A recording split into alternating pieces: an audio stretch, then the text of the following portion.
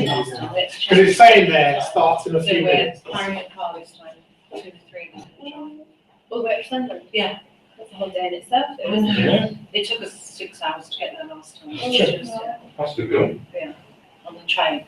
Oh, Yeah. okay. Just loud music on in the car and things. We were We're not talking about research. No, we were on the train last time, so we had our research with journals with us and everything. It was just, yeah. Candelabra. They did do drinks reception when we got there, so we were like.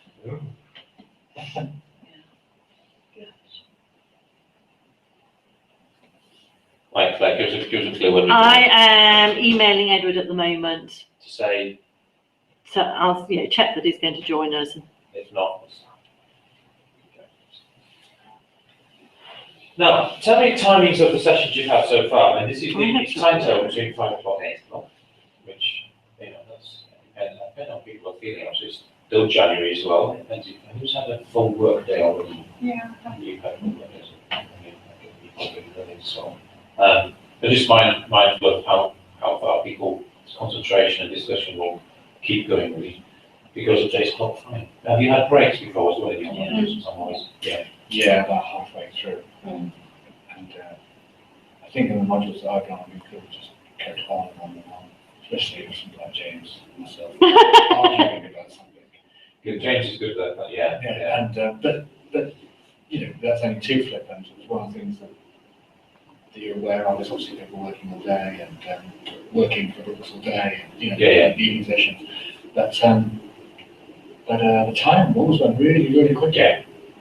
It will do on this module. So We didn't have a break, we just went straight through and then finished a little bit earlier. Right. So she sort of said, right, if you're tired, let's just plough through and then finish quicker. is that the least? At least, yeah. So I keep trying to realise that's why I knew it's That's not fine. there, but. So will you finish about 7:30 again?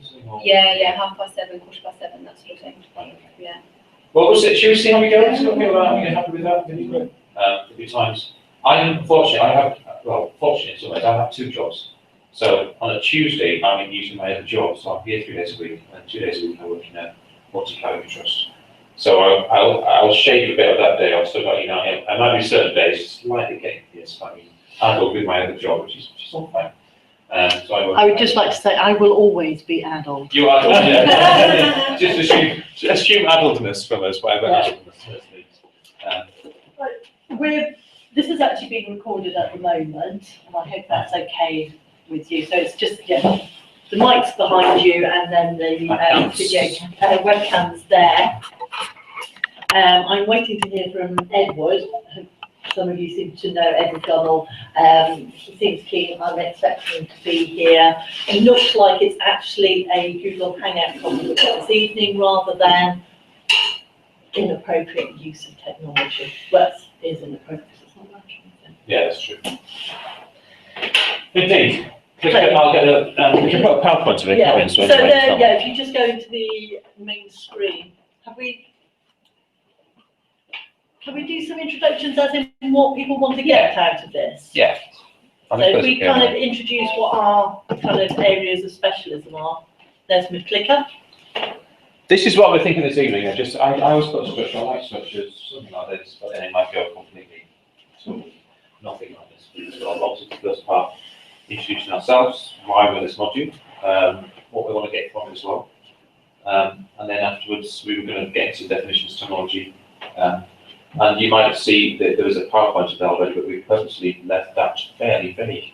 But some of this, one of the definitions we're looking at learning, pedagogy, and technology, which we don't want necessarily to define for you, because we could start defining those things, but as you can imagine, there are multiple definitions for each one of those terms.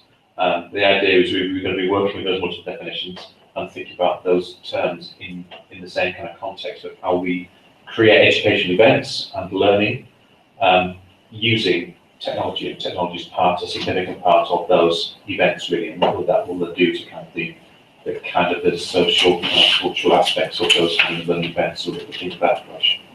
So, I would say, and we're kind of doing a meta thing here, as in we're trying things out for you to reflect on. We've already seen one of the issues here And sadly, it isn't unusual for techie things. So you really need to kind of think about those elements when you're using technology. And what we really want you to do is to really look at the functionality of the technology rather than the shininess. We were having conversations about Mac, yeah, and it does what it does. But you need to, yeah, we'll be encouraging you to look a little bit further. The idea also, I think Claire's keen for this, and I am also, is that there may be some tools, there may be some online tools or social media tools that you feel you want to know more about, so we can try and use those in the module. Okay, it's a way of getting a skills base and another kind of practical skills as part of that. So each week we may have some part of the discussion, we might use a different tool. The beginning part might be saying, okay, we're going to use this week. This is how we think it will work. You may take it in different directions, but we'll have that as part of the module as well. So if there are certain things you want to start using, let us know. Yeah, I mean, today, Google Hangouts. And Padlet. And Padlet, you know, both things that you can use virtually. And we can use in between times as well. Yeah. So we'll have discussions here, but we'll obviously be expecting some discussion in between times as well. And you'll see from the actual module itself, there are times when there's 2 of the sessions are replaced by online discussions. Okay, so we're looking at that from there. And we've already set your task is to share your feelings around the technology in the forum. You will have already had an email, won't you? You had an email this afternoon? Yeah. So, and that's really to encourage you to really, you know, critically evaluate and reflect on the process and how you. Yeah. Yeah, so So hopefully. it should come through to your email You account. send to your Brooks Yeah, I'm one, not getting into my email account at the moment, so if it's on Google, I can. Yeah. you can do. And I think it's really important to think of the feelings attached to using technology, because that really impacts the learning. Should we do some intros? You Yeah. can start, Claire. So, Claire Fennick,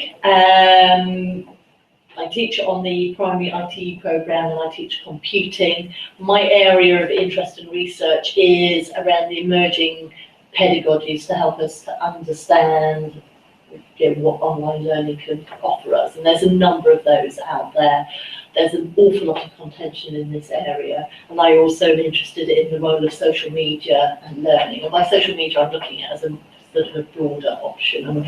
And I use particularly the Google tools as a demonstration of that. Yes, and self-organised learning is another area that I'm really interested in. Which you'll be covering in this module, aren't you? So you have to- Yeah, well, I think we're doing emerging pedagogy somewhere. I'm sure we will be. Nobody escapes my emerging pedagogies. Great stuff. Tess. Well, I'm Tess Knoll, full-time on the MA. I come from a sport and education background, so an undergraduate in sports science and then PGC to teach, and now being on the Masters. And during the PGC, it was PGC here at Brooks in post-compulsory education, and so it was a broad overall PGC, it wasn't a sport PGC, and that really influenced me on the sort of education side of things, and actually the research and study into education, not just teaching sport. So I've sort of shifted a bit over the last year or so. And technology is a huge part of, you know, the growing market in education. The FailTag report was released saying that 10% of all BTECs and courses have to be taught online. So I think that's going to really have a big impact, eventually moving up to 50%. So taking away half of your classroom time and putting resources online. And I had a little bit of sort of look into that previously, and I just thought that's very beneficial, but also hugely detrimental to those that can't access technology. So there's plenty of students and children out there that can't get to computers, can't get to the internet. And I just thought, gosh, if 50% of their course has to be taught online, and you know, they can't access And also, computers. even though they can access them, how much you think kind of it affects the kind of the communication. Exactly, you know, if they've got a question, are they going to ask it, or are they just going to copy somebody else's work, tick the boxes, and kind of submit, click submit? Or and how much stuff are you now going to get coming through Turnitin, where it's sort of 80-90%, because I've just thought, oh, I've got to do it, I don't know what to do, panic, you know, copy paste somebody else's work, and off you go. So that's why I'm really interested in this module, because I think it's really valuable to the future shape of education. And what I will say is I spoke to Bob Harrison, one of the key drivers of the FailTag report, about the implications in FE, and there is a video available, you know, Oh, is there? Yeah. If you link it in. Oh. Yeah, I will share it on the community, which I'll show you, in a Oh, moment. brilliant, yeah. So, yeah, Having I read would, Felt I would Tech, contest what- some of your assumptions on there, particularly from, the intention, of Bob Harrison anyway. Oh, okay. Great. David.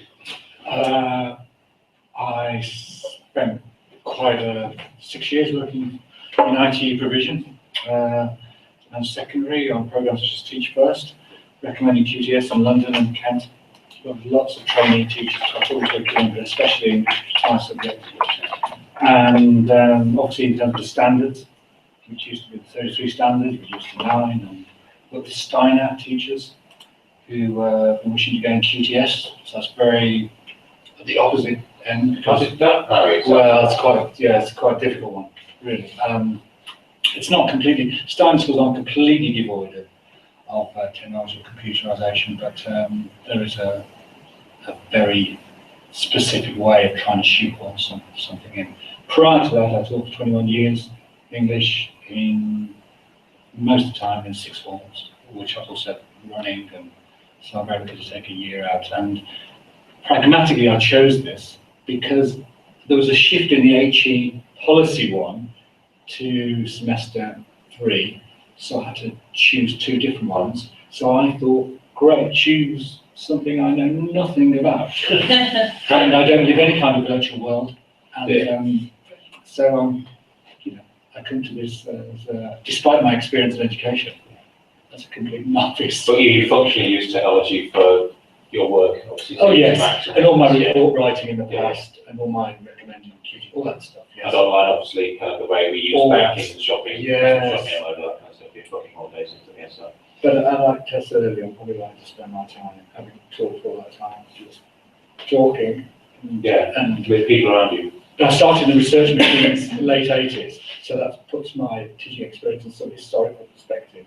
Well, certainly RMs. Yeah. Okay. Crikey, dinosaur life, that is. Had a game, weren't they, RM? But Yeah. pretty much not there, kind of. All gone. Lisa. Okay, I teach in HE. I teach initial teacher training. I'm currently teaching the new diploma in education and training. And I taught on PGC briefly.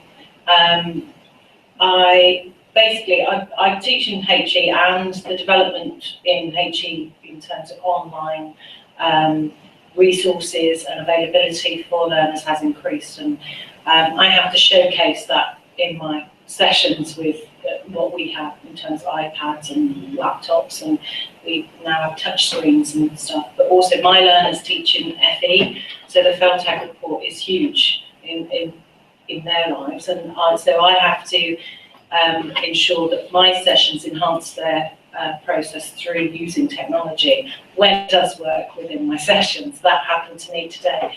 I find it really important for me to update myself in terms of FELTAC and further education on what's expected in terms of the percentage they should use. But they also have to do online assessment for their learners, so it's supporting that. What else do you want? I work, Swindon, Right, okay. yeah, Swindon College.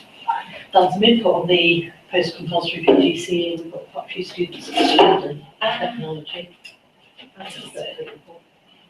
Yeah, and I've met she came to start teaching. Yeah. Swindon College. Yeah, it's a Swindon for a year teaching. Yeah. Right, okay. I'm Anita Engelard, and I teach in primary. I've been teaching for about the last 10 years. I'm responsible for science, which I have been for the last 7 years in my school. Primarily, I'm now teaching early years, and technology in observations has completely changed now. Sort of using iPads to make up observations and things like that, which I'm finding a bit frustrating at the moment, because you're trying to use an iPad to make an observation and you lose sight of the children of what, the rest of the children. So it's really sort of like getting to grips with all of that as well.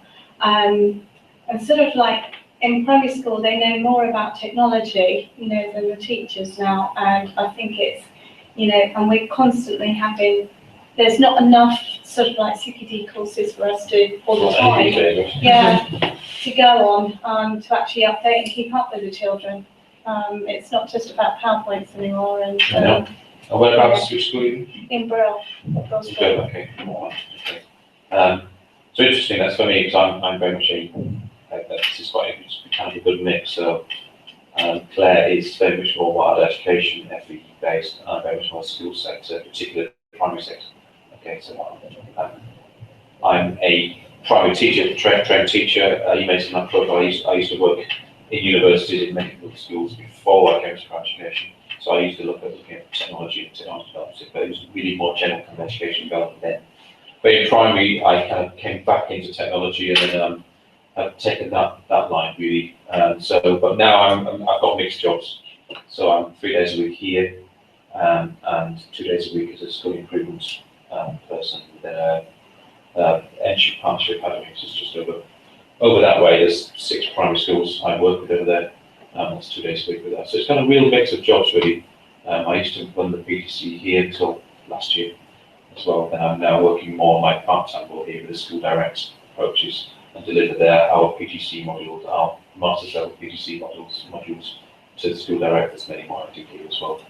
But I'm still holding on with my technology focus. So research-wise, the interests are quite getting more significant these days. It's really looking at tablet technologies in primary. It doesn't matter how big primary, but it's looking at the use of tablet technologies with science and maths investigations. And that's really what I'm going to focus on. Did a bit on computing, do less on that these days. Claire doing most of that, but the computing curriculum as we move from ICT to computing. So we had to kind of change focus and did really quite a lot. Yeah, I think all of us. We need that on. Yes, because Edward's actually following us. Oh, is he now? Yeah. Edward, Okay. did you want to join in?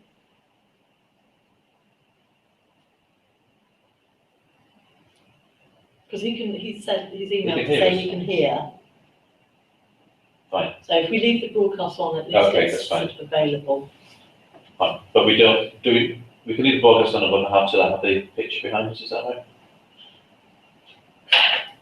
I'm sure it's broadcasting anyway. Yeah. Fine, we look at technology. So yeah, so my focus is on this really, and about dialogue and how we promote dialogue and how we can capture kind of learning in actual investigatory kind of context really. And one particular app I'm using. So next week you might see that the session I'm going to be looking at is looking at the use of iPads, particularly some of my research, and putting that perspective of the potential of tablet technologies. And really the school-based areas, but where Claire will be focusing more widely than school is as well. So that's kind of where we're coming at from that perspective. Okay, any questions before we start? Anything about what you want to get from this, really?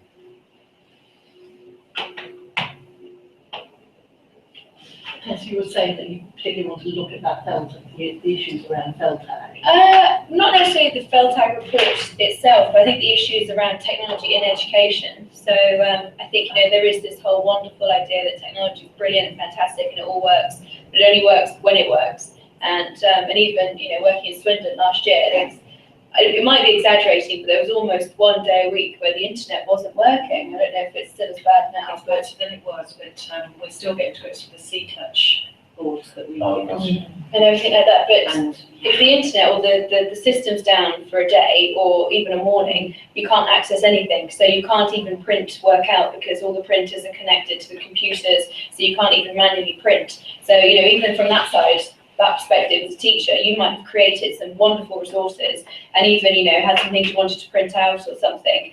Or even as a backup, think, oh crap, what can I do now? I'll print something out, at least then I've got some sort of material I can show and use and then go back to. Plan B, don't you? Yeah, but even plan B, really have to go back to, right, what have I got in my head? What can I access maybe on my laptop alone that I can then, my personal laptop that I have to bring into a classroom and then say, right, we have to go to the whiteboard because that's all you can access. Because if you can't get into the system, the internet's not working or anything like that, then nothing works. It's quite a nice thing about Brooks sometimes, because compared to some FE colleges or other colleges, it's not that technologically developed in many ways. The things I can do in school, walking with an iPad, use Apple TV, I can then do things at a school, private school, I can't do here. But in some ways that's a positive advantage, because most of our tech goes in Moodle.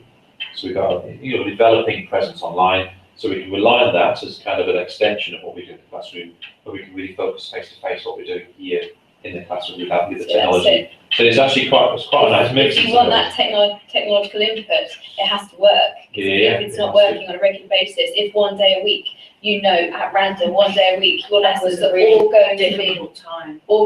thrown out because one day you cannot access anything. You know, you can't even print. You know, it just really puts you back to literally pen, whiteboard, off you go. And That's nice sometimes. oh, sometimes it's lovely, but you'd like to know when it's going to happen Yeah. because, you know, if somebody said to you, "Oh, systems are going to be down tomorrow because we're rebooting something," at least then you can plan it. But when you come in Yeah. thinking, "Oh, I've got this great lesson that we're going to watch a documentary on, you know, bodybuilding and muscle development, and I've got that documentary on Netflix or something," so you think, "Brilliant, access that, play it." No, everything's You out create there. something online like a Prezi or email. Yeah, anything like that, It's you know. embedded in video. Really frustrating. So my worry is that we're relying on technology, but not enough infrastructure is in schools yet for it to actually be applicable. And No, and infrastructure probably has only gone backwards in the last 5 years, I mean. Yeah, and I think infrastructure is probably one of the key issues around the effective use of technology. each time, yeah, and that's what worries me about the Feldtag report. So they're saying, "Oh yeah, isn't technology wonderful? Look at all the things we can do." Yeah, of course we could do that if it works all day, every day, and it's that guarantee. And I think that's where I would love to be able to use technology, but then also know how to use it in a way that, you know, almost using technology offline, because sometimes that does happen. And so what else can you do? What other resources are there? How else can you manage these situations? If you're supposed to be, you know, delivering so much online, you know, if this lecture this evening was supposed to be all done online and the Brooks system was down, you know, what plan Bs do you have? Or do you have to scrap the lecture and then start again? Microsoft 365 now we're using within our college, and I don't know if we were when you were there. No. You can use that offline as well as on, so you can access resources that. Oh, okay. Yeah. So, Because even, you know, they're encouraging students to use Dropbox and things like that. But again, you know, if you haven't got access to the internet, you know, you can't even pull files off Dropbox unless you're on the internet. Oh, yeah. Yeah, that's right. I must admit, I always put my lectures onto my stick, just in case. Yeah, exactly. But you have to have that old-fashioned backup. Yeah. And that's my point is, you know, what's the point of pushing technology if it's not ready yet, if we can't trust it? Because, you know, you wouldn't want to put all resources online and textbooks online or academic work online if you couldn't. The other side to the coin though is when I use it, when the C-Touch screen is working, I use it, the learners write on the board and I can save into Word documents and we do like a circle time of using technology and we evaluate it and all of that, and it's great for when it's good. Yeah. Works. Oh, yeah. When it works, it's fantastic. Yeah, I'm a massive advocate for technology. Hence why during the module, I think I think we do need to enhance technology into lessons because it's the future of the way the world's going. You know, everyone communicates via email and sending documents. What's that, Claire? Go ahead. Yeah, I did ask Ed to pop in. Hello. I think we're kind of beyond help now. I mean, I can hear you all. Yeah, The whole thing is yeah, on. but I can't chat. no, and neither can the other people. I don't understand why. Well, the chat room hasn't started for some reason. I don't know why that is. Certainly, I can see all of this. I can hear your chat. I can hear your debates. But Yeah. there isn't a chat room there. What I'm going to do is briefly show you our Moodle page anyway, so talking about online resources. Thank you, Ed. I think that's good. I think we're kind of where we're at with this now. It's going to be, I might go back to the Adobe Connect. Yeah. Who knows? Obviously, you'll be seeing session by session, and as they build, we're going to release those to you, and things will change. I think what we're thinking about this is to be responsive to you and some of the interest we're going to take it during the sessions. Could you show the general discussion as well, whilst? Yeah. Okay. So on there, automatically when I load this, I use this a lot, and I do it in my modules because I assume people are getting emails from Brooks. Okay, so even if you use your personal email address, as you know, you can forward your emails on from Brooks. So if a discussion goes up in here or a news forum piece, it will then automatically send a link to your your email address. So I kind of that's the way I will keep in contact. I get all of you using your Brooks emails. If I can't sort my, can I send you my personal? Or we could do it later. We could do it later. We could even log off later on in the session. We could just make sure it's in the settings and it's kind of mail forwarding. We'll get that sorted from there. So yeah, you probably have a chance to look at the handbook here. Don't put lots and lots in here. The session details are here. And as you can see, we do sometimes make it blank. We've got an idea what we want to do on these. And Claire, you're going now. We're going to confirm today the date when you're going to do that session. I think you're going to go for the 2nd, isn't it? Well, I don't mind which. We can use either the 2nd or the 9th of February. Has anybody got any sort of clashes, any preferences? 9th would be better for me, but. Okay. Yeah, 9th is fine. Either is fine. Got next week coming up first. Okay, so we'll go for the 9th, if that's okay with everybody. David, so I do. Yeah, I have an apology to make in advance, which is that I won't be here for 2 weeks. Okay. That's not because I don't want to be here, it's because last year I knew I was going to the States, educationally.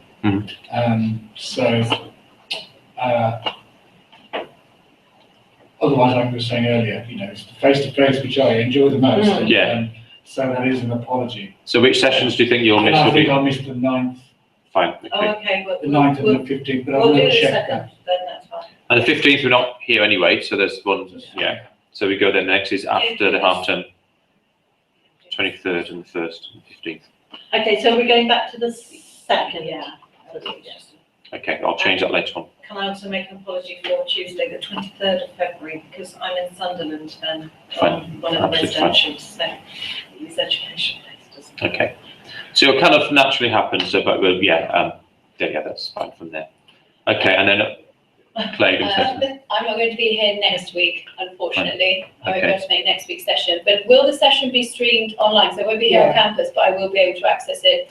And hopefully we'll have sorted it out for next week. Okay, so even if I can hear the discussion, Yeah. and hear the lecture. Yeah, from the issues that we've been having, I have a feeling it is the Google Hangout, because the Google Hangout on air is actually a beta version. So because when I've done it before, it's actually worked really well. It's just been this time that we've had problems right from the start, haven't we, James? Indeed. Obviously, have a look at the assessment. It's a very traditional assessment. Okay, it's a big essay. You want that far. It's really, I mean, we'll go through that later on, but it's something to be able to choose which area of technology, either in the learning environment or the environments you work in, or basically it might be a theme, a kind of perspective about learning technologies, which you could choose. So it might be actually a practical kind of analysis with kind of literature about particularly use of technology, or you can maybe be more philosophical, like actually there are wider aspects of the use of technology within education and how that might impact. So some of the things we're talking about, the kind of frustrations or the different perspectives you can take on that.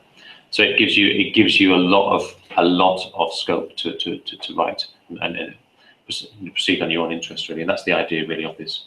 Okay, so it's kind of straightforward. In fact, we'll kind of tell you about that kind of first of all, and we'll do most of our stuff via these pages, and obviously every week we'll upload, usually ahead of time, the papers and things that we're going to use for the session. Like some today, we'll use a bit later on towards the end of the session. We'll look at the super secret papers. One that Claire's going to lead looking at for teaching. One I'm looking at is this kind of provocation paper here. I don't know if you read that one. I remember that. I really like that. Felt like a nicely contrived piece, isn't it? It is, yeah, it is. And the guy here, Tim Rudd, he used to work for Vector. You remember Vector? Chief Education Communication Technology Agency. It was the big Quango that was famously cut the day that Michael Gove came in. Almost immediately. It was really, he came in, I think is it the same day or there? Yeah, no, it was the same. I think it was the same day because they changed their logo. I remember because I drove from Bristol to Plymouth. By the time I got to Plymouth, Vector had gone, the website had changed, logo and everything. At that time, I used to work for the local authority here in a IT and education centre specialist person at that time. I remember all of us sat back there going, oh shit. Yes, yeah. Hence, I'm a generalist these days, and still keep this as a bit of a hobby in the back, so it was kind of interesting when Gove came, we went, But I worked on a project that didn't get, a big project that didn't get iPads, but I reckon it was called Vital. It was around the effective use of technology in education generally. I think they just, got bored by the time they got to be. I think that's why they went. Systematically going Yeah. through. But I also think it was his bullseye. That Yeah. was his Was biggest his- waste of money, he thought. That's what Yeah. I find. Yeah, now and he's not the only person. Since then, there have been kind of non-Govites that have posited that as well, which I found quite interesting, because everybody was always pro-vector. So Slippy Tentacles of Dominic Cummings, isn't it? Yeah. The old special advisor. I think he's influenced a lot. And this is where you talk infrastructures in education, FE included, where before those, you had lot of central government planning and funding and visions of where you would want to take technology. Now, we will get later on when we're thinking about this, what perspective do they come from. My big thing I would be probably looking at before next week about technological determinism. This idea that technology is inherently good, so therefore it's going to change society, it's going to change the world, so therefore it'll actually have a positive impact on education. And that's something that I think it's something that would be important to get into quite early in this module. This idea of refuting this idea that technology is necessarily a good thing. It might be a good thing, but it's actually the decisions of how we decide to use it and how it's taken on board. So things like this FELTAC report, which I haven't seen, to me, sound kind of potentially dangerous in some ways. Well, you see, I think people's perceptions of it are quite dangerous. Right, I think okay. it would be worth looking at Bob Harrison. Does anybody know who Bob Harrison is? He's been in education for years, and he was the principal at Leeds College, and he now works for Toshiba. Except I see no evidence of him working for Toshiba. But he is one of the gurus, and he was part of the changing the national curriculum generally. He was one of the key drivers in FELTAC. But he has I was a professional networker. yes, and he has a very gritty northern humour. And I find it really interesting how he talks about it and what he actually says about it around the mindset. And it was quite provocative. They put that 10% in there actually to get people to think about it. It's as he says himself, it's a red herring. The 10% is a red herring. It's to get people to take notice of it as much as anything. Okay. Because it was, 10% and then give it 5 years, we're going up to 50. Yeah. That sort of, But it's not every course that has to have that. It's overall. That was, there was a lot of questions about, what does this really mean? Where do we really stand with this? How are we going to implement it? So I think that's, They've named it now in our college, it's called Scholar, Swindon College Online Assessment. So have you done your Scholar on Moodle for the learners? So, yes.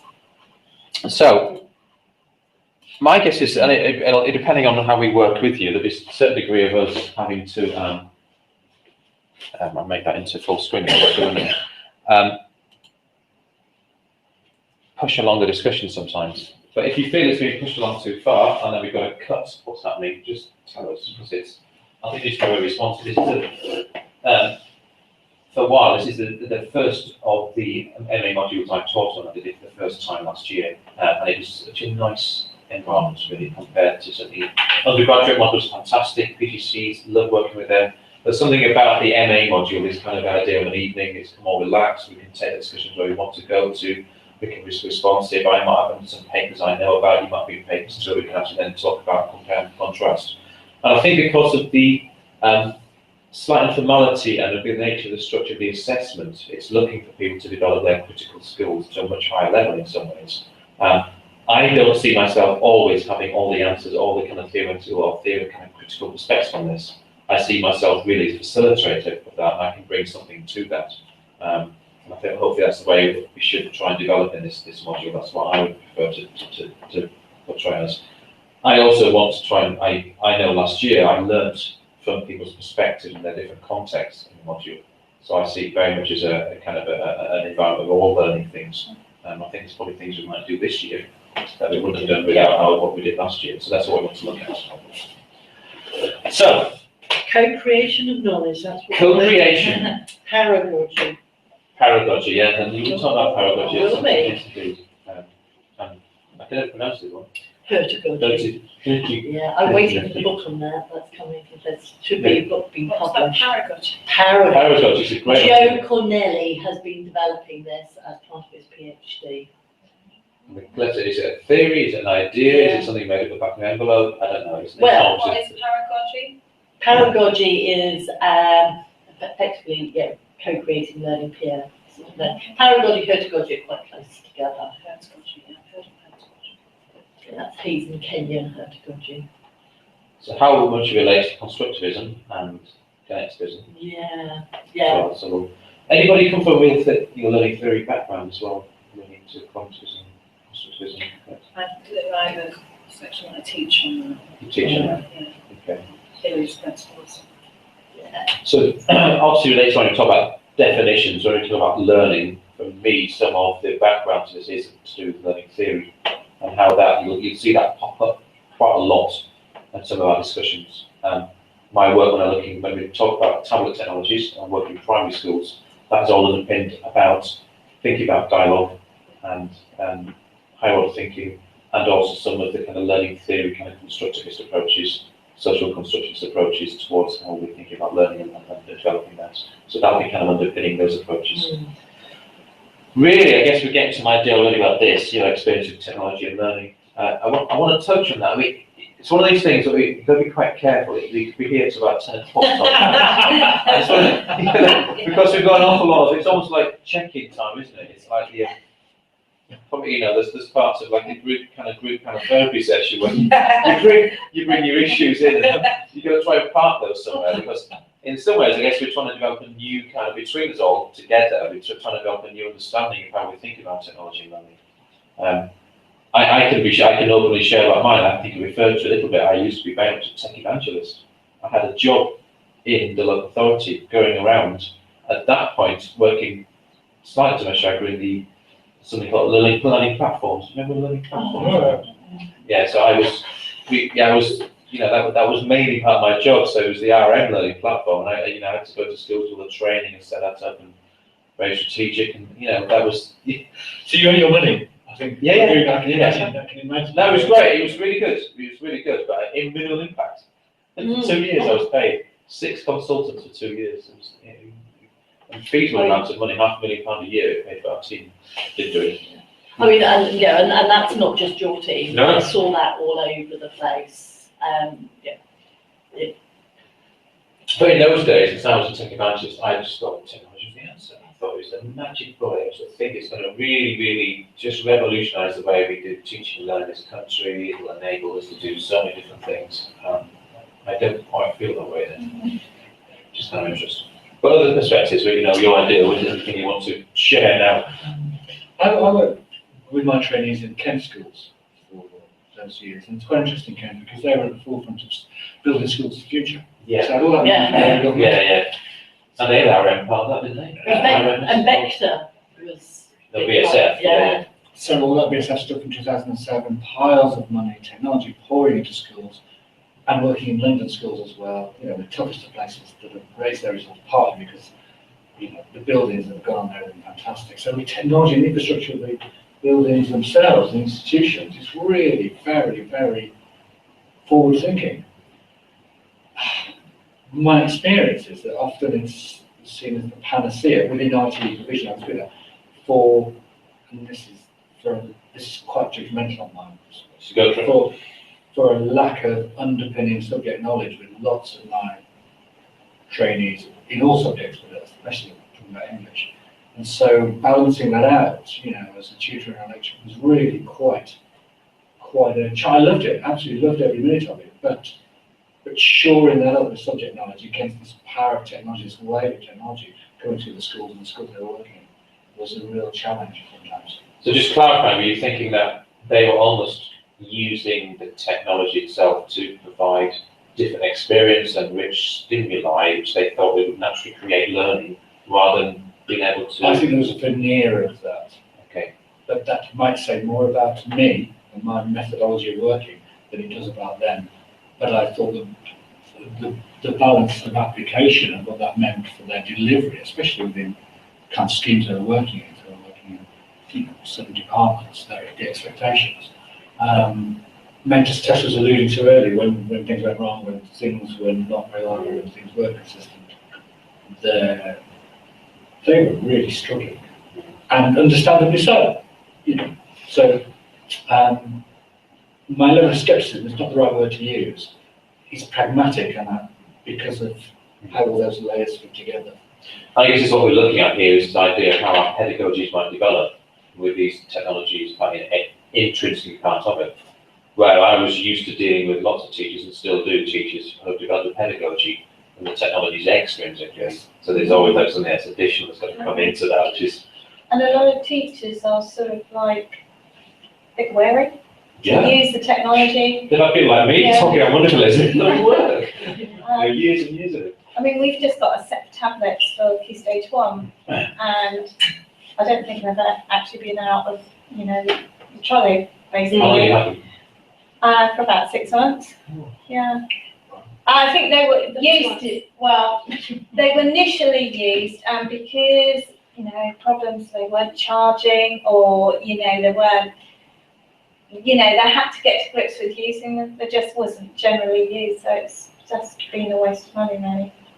I totally understand what you're saying, and I have similar issues to you, but I do think the response from like the FELTAC report and other within, the positive framework, and I think the responses from our modern society and where we're going today, and actually learners coming into college now have, like you say, they're very cyber savvy. They know what they're doing, they know where they're going. So in fairness, enhancing the learning process has to reflect that in some way to keep up with them and I think there's to enhance their learning process. maybe a big difference between being cyber savvy and social media savvy. I think a lot of youths have smartphones and have Facebook and Twitter or Instagram, and they communicate via those platforms, or they play, computer games and things like that. But I think when you actually look at the hard data of what forms of technology do young people use, they're not using Google Docs or anything like that, or they're not using My children are, and actually the learners that I've taught in college. Your children, my own children, Your children. and they're 14 and 12, and is that the schools develop that, or they're just using that anyway? they just explore. They explore, and they're just used to, let me just do, Our undergraduates don't even know what Google Docs are, although it's part of it. Even when they've been here for 2 years, I normally put the input in, in their second year. And when I've been around, saying what's been the most useful thing you've learned, that you can collaborate. We make assumptions around their skills because what we see them doing looks like they're savvy. They're savvy at very specific That's things. what I think. And our job is to get them to use those skills and recognise them for learning. absolutely. And I think that's a real message. So quite often teachers, particularly primary teachers, they have this assumption that their pupils will know everything about technology. So I don't really want to show my ignorance, and I think we need to shift that role of what the teacher I don't has. think they know everything, but don't get me Oh, wrong. no. I go on observations into lots of different lessons, and I see learners come to life when technology is introduced in some way, shape, or form. If it's working, of course. Yeah. And I have to do a report, and I think, well, yes, part of this report is thinking about how technology is injected into that lesson. And a lot of people within the art world, or they're teaching this, that, the other, they say, well, I can't. It's all paper-based. I'm paper-based and proud, and I can't possibly inject technology. But where I haven't got the board, I haven't got. So then we revisit smartphones. Could they take photos of their work, what they've done to enhance their process and their revision, or whatever they're doing? So it's thinking outside the box with technology and not just saying, well, it doesn't work, so we can't have any technology involved in it, we can't even talk about it within the lesson. I guess this is what we look at different levels of things as well, of how, there's these kind of, confusions about the word technology, which this paper naturally refers to. This idea which reforms a different pedagogy. Well, I guess it can in some ways, but it might not replace the kind of traditional kind of transformation of imparting of knowledge within a face-to-face situation. You shouldn't necessarily do that. I guess I approach it really as a way of being able to enhance or augment the kind of the dialogue or the actual. So you can create online tools which will give people to think and spaces to think, apart from the actual face-to-face. So that then could be used and brought back into the actual then face-to-face and how we actually then think about learning. So that's what I developed, kind of that approach, that's my approach. And next week we'll talk about when we're looking at with iPads in your primary schools. That's the way I approach it. It's not about using it immediately synchronously. It's about an augmentation of the actual, the kind of the dialogue. And I'm putting questions somewhere and promoting thinking in a way people can respond afterwards. Yeah. And that's for me, my other job as well. That's why I focus on is actually the quality of dialogue and questioning in classrooms, questioning as well, and how we actually deal with answers and responses. Which is always a key area in primary schools. People struggle with it. It's always kind of blinding our way through things. But how we can create technology to create spaces really. That's why I used to have quite an interest in blogging approaches, and less so now. But again, there were other spaces where people could actually then put their ideas and get a response and develop their thinking. That's why we're thinking about those areas. I think emotion has a lot to do with how teachers, people use technology. I think that there is a very emotional element that we tend to ignore, and I think that that's kind of some of the problems. Even with undergraduates, there is they come in to me thinking they're very tech savvy, and I start showing them stuff, and then they get very resistant to kind of being challenged. And I think that there is, I think there's a real wider debate around how this sort of stuff can impact the way we teach generally, but actually really recognising that, it's scary. James and I have been really stressed with the fact that this technology isn't working. I'm checking my emails to see whether the other students are contacting me, and I'm, normally quite zen about things not working. So if you lack confidence in it, you're going to find lots of reasons for not engaging. I think, Sorry. Yeah. But the premise actually is quite interesting, because we talk about what we think students want, but I come across lots of students who don't want this stuff. No. They want high and this you can have everything, can't you? But they want to suck the knowledge out of somebody. They want to know everything about Seneca, they want to know about soccer. That's whatever it is. and a bit of spoon feeding sometimes. They want a shuffling Gordon-esque figure sometimes coming in who can, make them intellectually free range. What should I know? How should I think about it? How should I produce that? How am I going to be successful? And I'm only saying that partly as a devil's advocate, but realistically, having seen hundreds and hundreds of lessons and being in that position myself before them, that's what they see. They have access to stuff all the while, and they want something they can't have from this. But I agree with you, but I also think there's assumptions made. Some of my teachers come in, well, I've got HE learners, and they don't want technology, and they just want me to stand up there and talk and pour that knowledge into the vessel, and then social loaf in the background, just be there, and not. Well, what you want is not necessarily the most effective way to learn. Yes. Yeah, I mean, Yes. and I've got They to just the want point. the PowerPoint. Yeah, I've got to the point where I actually expressed quite explicitly, right at the beginning, this is how it works. If you've got a problem, that's fine. You tell me, but give me the evidence for why it would be better to do it the way that you want. Absolutely. Doesn't make me But that's really interesting. No, it doesn't make you Really popular. I'm not popular at all.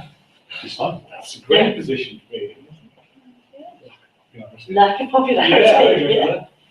Are there any other kind of experiences now that would be affecting the way you could approach this module? There might be some things that, a degree of reticence, a degree of bitterness about technology. Experience. I'm getting very bitter. I don't know, good to, if that's guess we're doing now, to declare that kind of now before we move forward. I might come next week to do that again.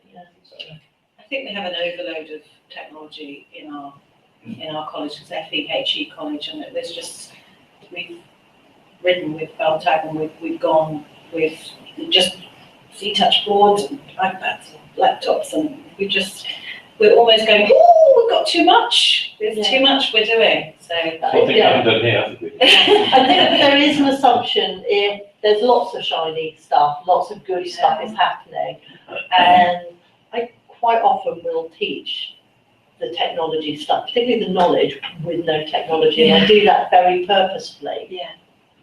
But yeah, I think there is kind of, I think I just want to understand, like, if you're teaching, for example, like a maths lesson, so you're giving all the input in, and I want to know sort of like the balance of when you could perhaps get the children to use a tablet or something with, you know, put them onto the maths games or whatever. I just want to understand that how, you know, Appropriacy. but yeah, Appropriacy, really. and also, you know, that it doesn't take too long, you know, to get all the stuff out, and, you know, it's that balance of I'm it. hoping later tonight, we're gonna look at some frameworks, standard, depth, TPAC, okay, just, you know, that's happening, exactly. One of them, I know, Dec, you're looking at standard and TPAC, Yeah. but it's really starting us to develop a kind of the critical approach of why technology might be appropriate and what's when it's best used. And I know when I'm talking DEC framework, it really is about appropriate use of technology. yeah, And thinking about that in a framework way of what, you know, research, what has that told us about when is technology most useful to learning, okay? And coming from that premise, rather than saying, shiny wonderful. Okay, Yeah. and that's thinking about that as well, which takes long to think about, okay? And then, you know, and I'm not sure most policymakers or most educational leaders have come from that perspective, really. Of thinking what are the best. So that's the side I'm struggling to see, this whole, you know, like you said, the whole shiny wonderful, and again, Swindon College, I was there last year when it was all kind of happening, you know, get everything out there, get everything online, do all these wonderful. See touch boards and. Oh, yeah, you know, and it was just, you know, throw it all in, and even the biggest problem is when they're introducing that, so half the classroom had boards in them, half of them didn't. If you got put into a different room for whatever reason, Yeah. again, you know, you plan a lesson, all of a sudden you've not got a smart board, so you're back in an old room where you've just got to pull down Yeah, you know, yeah. thing and then the projector. But you know, again, you know, that difference between it's shiny, it's new, it's brilliant, and it does work and it can work. It's a really vital tool, but when and where to use it Yeah. appropriately and how to use it appropriately. and it's not always the right thing to use, and I think, Yeah, that's what I'm struggling with, Yeah, to see that balance. We'll start some of that tonight, and obviously, in the sessions we've got, we're not going to get to the answers, and there's one thing we're not going to do is give you the magic bullet answer on these things. And so, yeah, so you're not getting money back, so that's what we're not going to. But hopefully, the idea is, I'd like to think, but with our discussions, it will just start thinking and develop those processes, and with your reading and the way we respond and feedback to you, the kind of assessment process, it may, at the end of this module, start making you think differently and have more tools to be able to reflect on what is technology. For me, that might be one of the biggest outcomes, Yeah. if you're not. and having, and, you know, and being able to make an informed decision about, you know, whether you choose it or not, Yeah. you know, and what you choose. You know, I quite like the fact that we've got these Google, you know, apps for education, because on the whole, they're not very shiny. They're good, and it's a functionality that you need to look at. Yes. Yeah, See, Moodle's not very shiny, but it's fairly practical, Yeah, you I know, mean, yeah, yeah. you know, even in terms of just getting access to all the online resources Yeah. that you put on there and everything, you know, that's brilliant. And we could put it on there fairly easily as Yeah, well. Yeah. so that's it. user-friendly. Yeah. That's the other thing, isn't And it? also, my experiences with the C-Touch boards when they work, it's like they're like a big tablet. And Yeah. so that the learners that come in generally have use of a smartphone or a tablet, so therefore when they go on the board, they kind of know where they're swishing and what they're Yeah. doing, and there's a faster element to that than them, you know, and they can use it Yeah, straight away. So, you know, just I'm kind of like that with technology as well. I mean, I like that. Yeah, I mean, I love a shiny toy. I like it. You know, I spend my time kind of trying out new things. See, I didn't used to like that, I should probably do that, so I would just go and get technology and make it work and say, it's wonderful, it will do this, this and this. And I then changed, became more reflective, and it was quite interesting. About 10 years ago, I was really lucky. I went and spent a week at NASA's education department, which is great. Anybody can go, and goodness knows how I'll go on to it. But, just by luck, it really was, especially talking about science all the while, that being completely beyond my capabilities. But I do remember that we went nowhere near any computerization at all. And going into rooms that are full of files, it's full of acronyms, thousands and thousands of them. That was thinking the method. Now that doesn't negate or preclude anything No. we're talking about, but in terms of what you're saying about choice, I thought to begin with, crikey, I've come in 4,000 miles to be sitting in a bit of paper and looking at dimensional forms and things, you know, what's going on here? We're expecting, you know, obviously to produce a Where's he 75 rocket or something like that. But it was an interesting reminder. And when you're surrounded by astronauts and people who are working at the level who are just doing that with thinking, It was great. So the next step was that all NASA's education material is all online, it's all free, because the American taxpayer and all that stuff. So there are various hierarchical levels, it didn't stop there, but it's a great reminder to begin with. The thinking process matters. And it's like that, I don't know how much we'll touch on the computing curriculum, the primary computing curriculum, like at Key Stage 1. Ideally, we don't use a technology at all. It's best all delivered unplugged. And early years, when I teach early years students, they get it. They get the actual computational thinking element of it. Don't really have a problem with them on that. And in fact, I've just submitted an abstract for a conference around the impact of this computational thinking and what it's brought out of how you teach computing and how that's affecting the rest of primary education, because the thinking requires you getting things wrong. It's not about the answer, it's about the process, it's not about the product.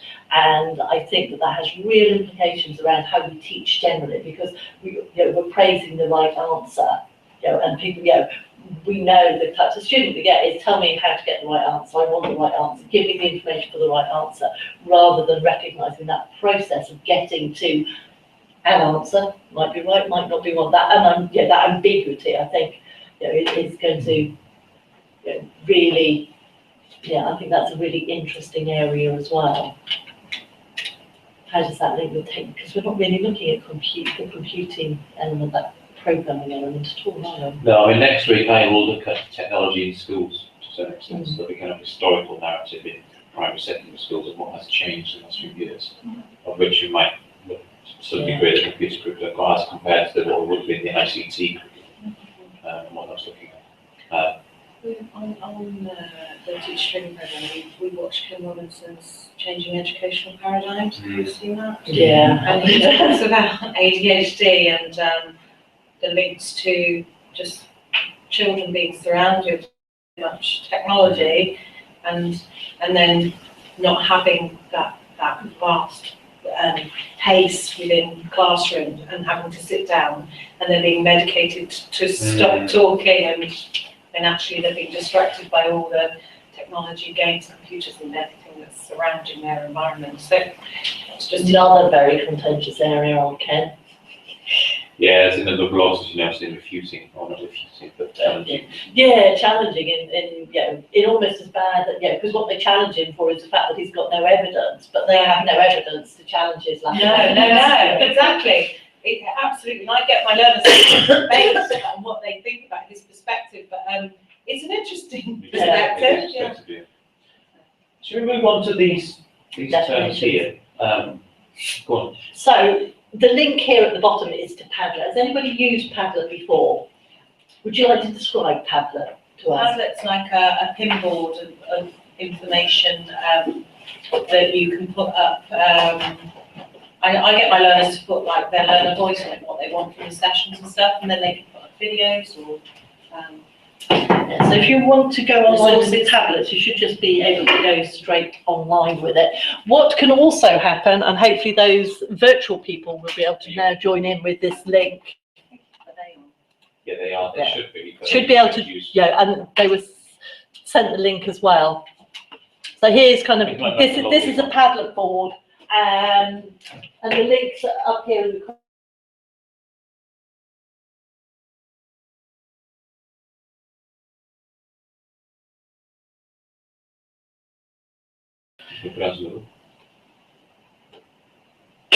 so it's padlet.com/P00774436/LPT. Have you got web access yet?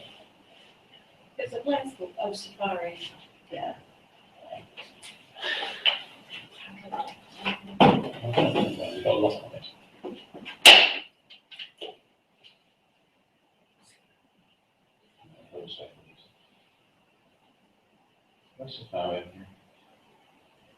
We keep hiding things, don't we? So if you just tap on there and you can just type whatever you want. So this you can remote people can use this as well. So you can have it as synchronous or asynchronous. You can add images, you can add links, If you were using it in a secondary or some FE places, I would moderate before you allowed the comments to come up. Okay.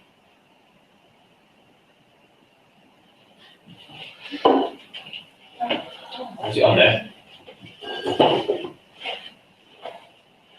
So Padlets.com. And what do we do once we've got it? So, what I'm going to need to do is, I suppose you're just using this tool as well at the same time, but take one of these terms, learning pedagogy and technology, and just, spread it about. What's their definition? Do you want us to put what the term is and then our definition? Technology, obviously we're assuming digital technologies. Okay, because as you know, there's a wider definition of technology. So this time, what I will do is, I can do it straight into. Where's it gone? 0077.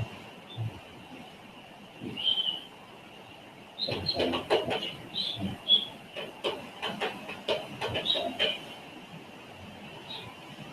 Is it case sensitive? No. I wasn't on the next one. Okay, so you can just double click on that if it was. How do I type? It's not coming up with, what do I have to click to be able to then type into it?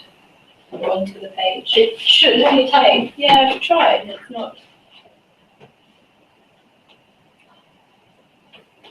Do you know what we were saying about how iPads are really good because you can just get on with it? What's the Okay. plus? Do I need to No, that's No, there's the, the other plus new sign. tab? So the plus sign.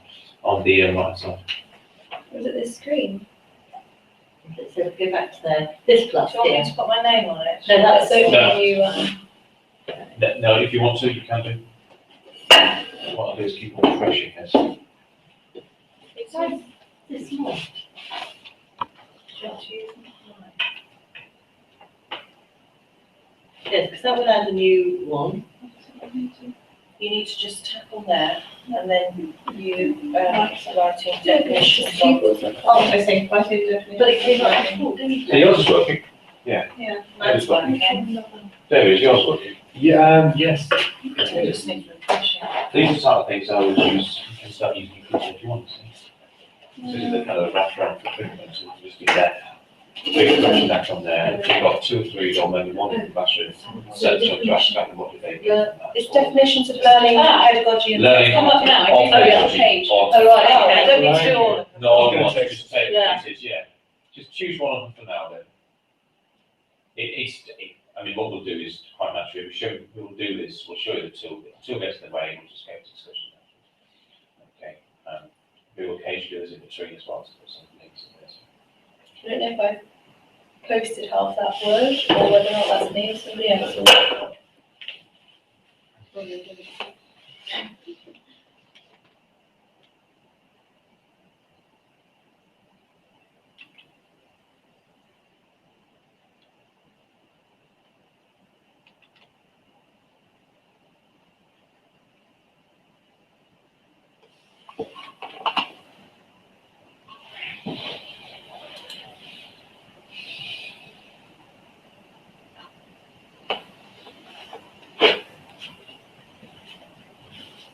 What we may occasionally do is set these up before we get to the session.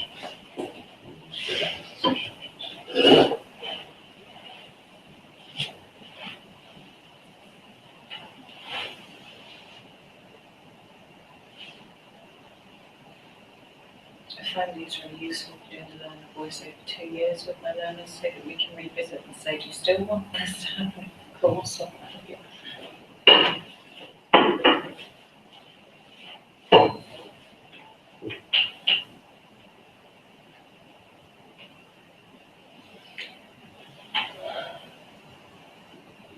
That was a big sigh coming from me. Not about technology. Yes, about technology today. What I might do is we might just move on quite quickly to just discussing.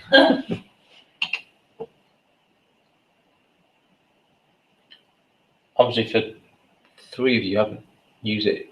Lisa, is it just you who've used this before? Yeah, it's just you. Yeah. Claire, I might move on maybe from this as well. I'm emailing Edward at the moment, that's Yeah. suggesting that. We believe it, you might come to curiosity then, that next one. I guess, thinking about this learning pedagogy technology, we are clearly, and I don't like them giving a definition, because there's such general terms based on that. But I think we all have our own perspectives on what they mean and how they bring that to it. I tend to bring it the widest perspective possible. The thing about learning, we've all there similar to my approach to finding out something new. I guess I look for some demonstrable change in behaviour or retention of knowledge. And I have to be careful how I use the idea of retention there as well. That's why I think about learning. I don't know the perspective of people's, how they take their perspective on learning. What would learning be to you? So said finding out something new. Who's Yeah, that? That's yours. Yeah. Finding out something new and also reinforcing, also sort of like expanding on knowledge as well. Okay. How do you measure it? Should you measure it? Curriculum-wise at the moment, obviously are doing, aren't they? Yeah. But then obviously learning that was one, I know in primary curriculum has become much more knowledge-based, hasn't it? Obviously, the kind of basic facts and kind of aspects of actually kind of a factual-based curriculum largely. It might be the case now somebody can answer straight away now, though. We may have an idea of what learning is. I kind of think we know what it is, but actually to say what it is, it's quite hard. I said like the transfer of knowledge, and I think that can come from anything. That could be two people transferring knowledge between somebody and learning something, or that could be, through an iPad or through a textbook or a video or anything like that. So I think for me, learning is just about sort of maybe gaining knowledge, and that knowledge has been transferred from elsewhere. And whether or not that's even, in the most basic terms of if you touch something hot, you're learning. It's a reaction. Having some sort of interaction. For me, it's never really a one-way kind of train. It's always, there has to be some sort of fluidity. Visual reminders as well, isn't it, learning? You might associate something with something else and then transfer to something. Yeah, that's it. Everything's always, sort of continuation. And skills and attitude, would you be saying that's part of, obviously domain-wise, they're a bit different to knowledge, wouldn't they? But how we learn skills as well, that would be part of it. But sometimes we say knowledge might be including some of those kind of terms as well, I guess. Think about skills and attitudes. Yeah, of course. Yeah. Pedagogy. Learning. Teacher talk time. No. I also imagine there's one I know that sticks in my head, and I won't say it straight away, it's just 3 words. I'll wait. You're not going to say. No, I'll wait till see, because it's very, very genuine. I just thought it was teacher instruction and mastery of teaching and that teaching approach rather than the self-directed, it's more prescriptive teaching. Yeah. So I see it as being a bit more, I see it slightly more broad, because I did sort of sport pedagogy, and looking at it from a sport aspect, it's quite different from maybe a teacher training aspect, where you're very heavily educational based in the first place, whereas actually if you look at sport pedagogy, what makes up sport, what makes up sort of sport coaching and the dynamics in sport and how you can get that across the different athletes and different between, teaching an individual or teaching a group and, what does their sport mean to them. And so you taking on board all of that to be able to then help teach others within that. Okay. But then to transcend to others. Yeah. I guess when I'm defining between pedagogy and andragogy, we focus on self-directed. There's a Paragogy. Because andragogy, I used to use it a lot when I was looking at medical education, but I have less use that. I think that term is kind of slipping It's hard to slip away. away a bit. For me, it's the art of teaching. And whatever you are doing as education professional, or not necessarily as a professional, which will then promote learning.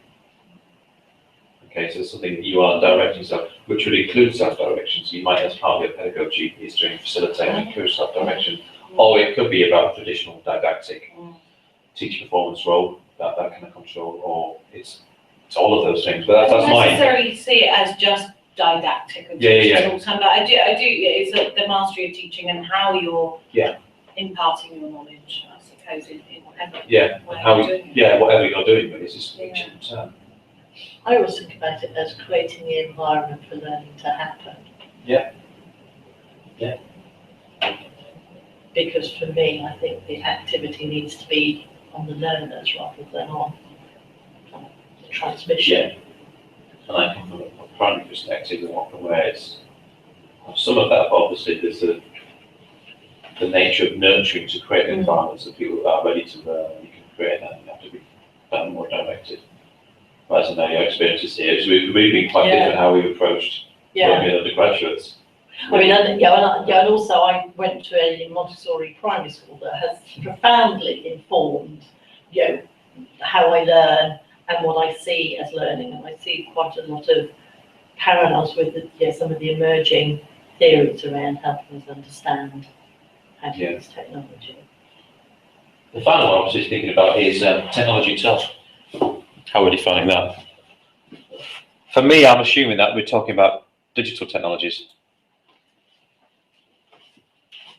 Rather than this technology. Yeah. It's not this technology. Yeah. So I guess in this one is maybe we should call it learning pedagogy and digital technology, so I don't just technology. Or what we would have done was ICT, wouldn't we? Yeah. Yeah. Just careful, didn't do that. And Because that makes a whole lot of grammar in ICT. and then, are we talking about the devices, or are we talking what we're using on the devices? I think increasingly, because a lot of these digital tools are actually online tools. The actual devices are having less importance. And in your educational careers, either as a learner or as a teacher, you'll have probably gone through periods where a lot of it was hardware focused.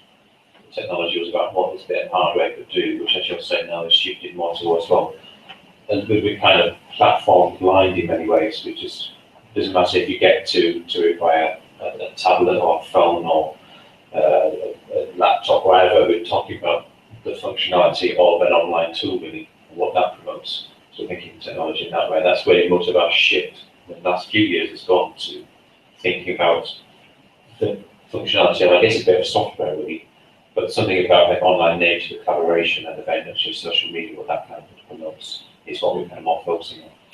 But we have got the different phases. You're driving everywhere, and now you can't avoid seeing every van saying solutions, logistical solutions, delivering solutions. Really delivering parcels most of the time. Yeah. They might have solutions in the parcels. There might be, and of course that sounds like the pejorative analogy to make. It's not a million miles away.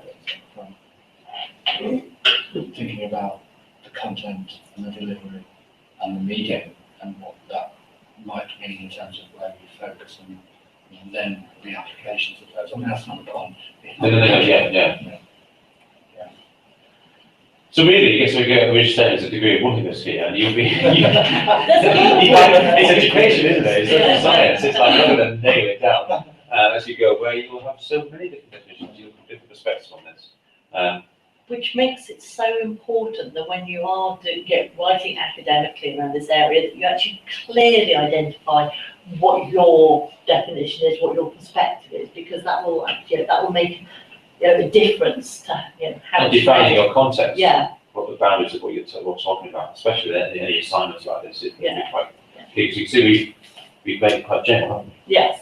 Really, maybe some definition yourself to decide how you want to set the boundaries of things. And we're not going to tell you the answers because we don't know what they are. We're not even sure of the questions. And there is the empirical basis to my lots of empirical research backing up, which is interesting in the technology. Yes. Developing, I guess, in some ways, but then the technology will change also. That's what's happening. What I do find myself is I'm fed up with having to justify technology. It's always as if I kind of have to justify it, and I'm really challenged by that at the moment. As if it's kind of my job. I know what you mean. I my learners say, well, I don't have the opportunity to put technology within my sessions. And I'm saying, don't just tick a box for technology. Don't do that. Let it enhance your learning process. Let it be seamlessly included into the session if it's there. If there isn't an opportunity for it, there isn't an opportunity, you know. So, And if you're being observed, you need to be able to say why. yeah. Yeah, you didn't use it. It It's not always the right answer. What you don't want to do is say, okay, quick, everybody look on their phones, because I'm including that in my, you don't want to do that either. Should we move on? Oh, sorry. Why, do we know why Smartboard won out against Promethean? In the kind of VHS beta Yeah, I dilemma. wondered. I mean, well, Promethean is still around, but Relatively Smart, small. yeah, Yeah, and yet lots of people would have tried Promethean.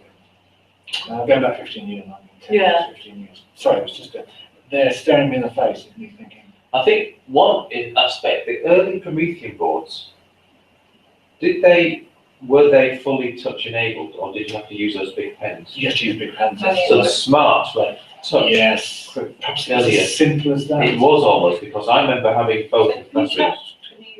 yeah, I don't know. Yes, it does. that one should go. The classroom I do all the time, yeah. But I think that was it, because then smart, it was just touch, and it was, I think. Yes, well, and that's it's- calibrate the, Yeah. Yeah, I mean, yeah.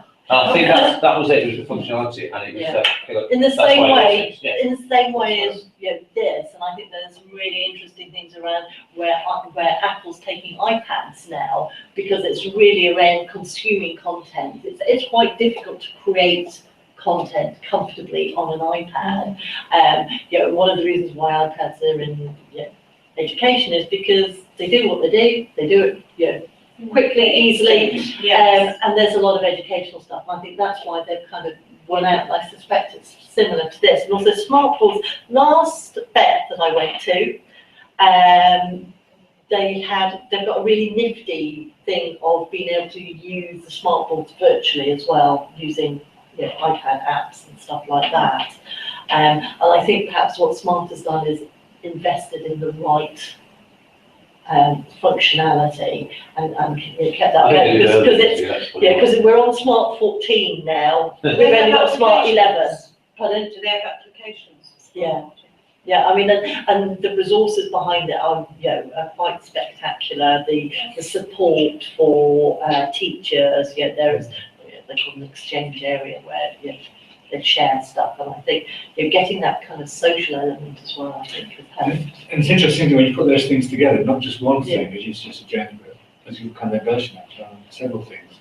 There are applications for hundreds of thousands of students in their learning environment. It's huge, isn't it? I know that sounds really crass in those terms, but as a result of something which might be as simple as a technological choice to be made. I find that really very intriguing. And it also depends on the context. I mean, I know, you see, myself as a primary teacher, I was quite keen not to be using smartphones. So as soon as I could, use a tablet with screencasting. Yeah. So I could then have the interactivity with the tablet walking around the actual main classroom. So I wasn't tethered to the front of the classroom in that traditional sense. I could easily capture images of work and take those in front of the children. They could do that for me to developing those skills. So it was kind of enhancing, and I was getting away from. And the Smartboard app that they were demonstrating at VET last year, and I haven't seen much of it, was just that. Must have been reacting to Apple's sort of. Yeah, and there was a really big warp. Sorry. Apple now have even come out with the sort of an original MacBook. It's not an Air or a Pro or anything, but the MacBook. And the only thing you can do is plug in a charger. Yeah. You can't even put a USB in it, that sort of thing, because it's simply just for, just like the iPad. And it is just that literally you're taking so much content, you're not necessarily creating it, it's all just online, and I've said to my grandparents about it, and they were like, why, I can't plug anything on or put a CD in it or anything like that, because nobody's going to, Apple are kind of almost too far ahead, nobody's going to have CDs anymore, it's all going to be, up in the air, as it were, that you're going to be pulling stuff down as opposed to plugging stuff in.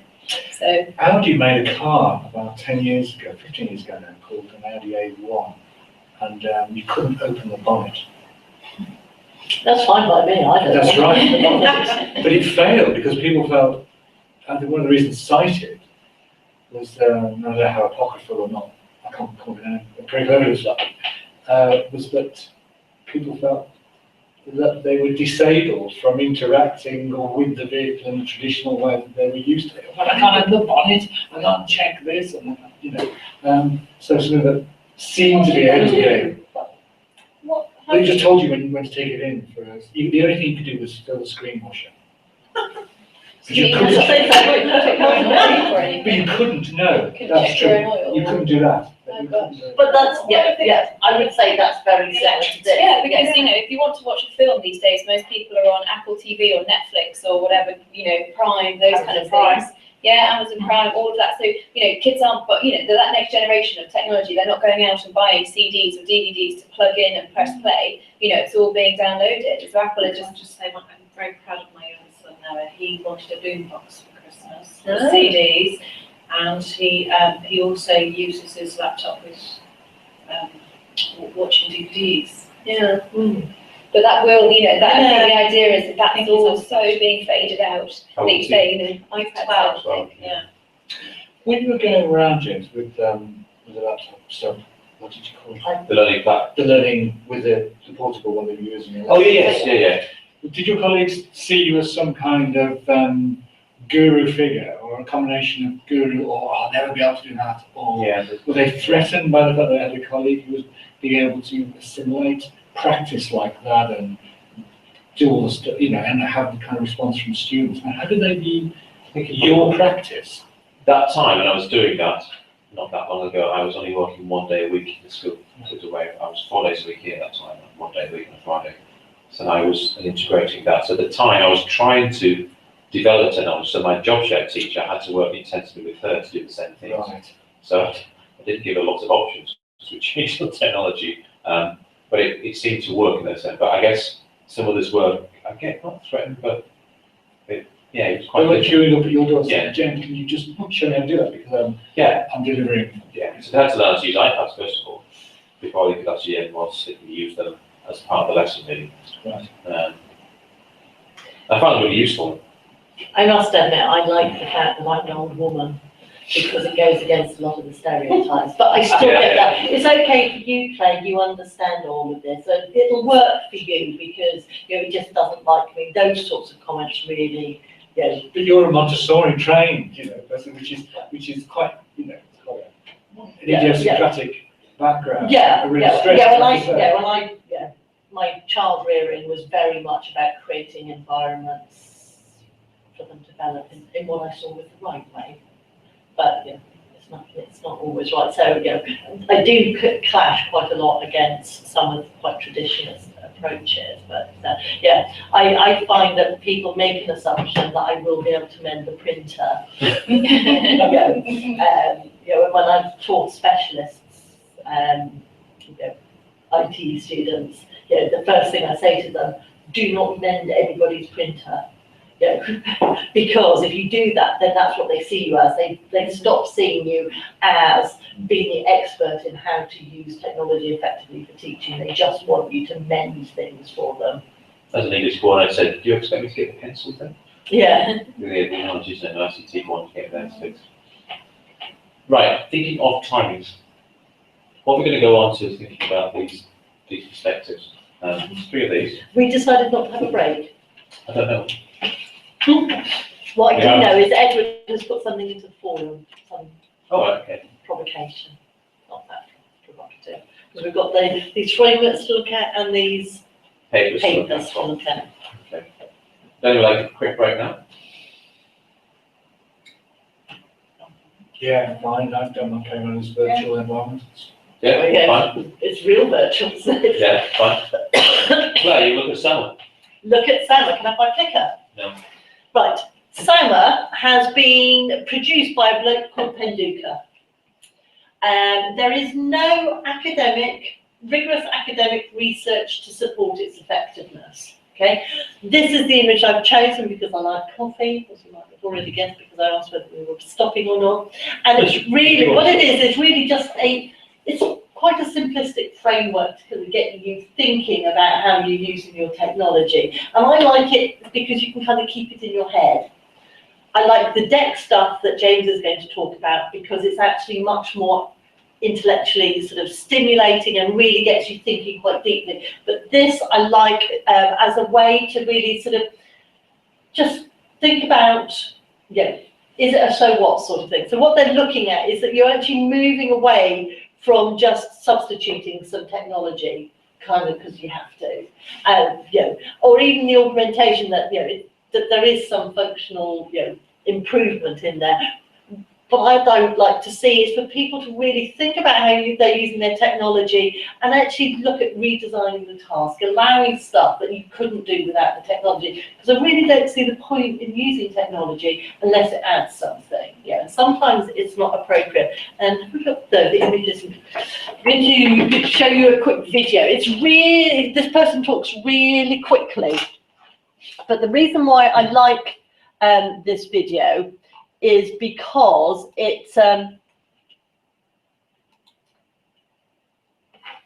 SAMR model. Because it uses Google Docs as an example for each stage. So it really demonstrates the fact that if you think carefully, you can just do a slight tweak and make a really big difference on the impact on learning. So it's not just about what you choose to use, it's how you choose to use it.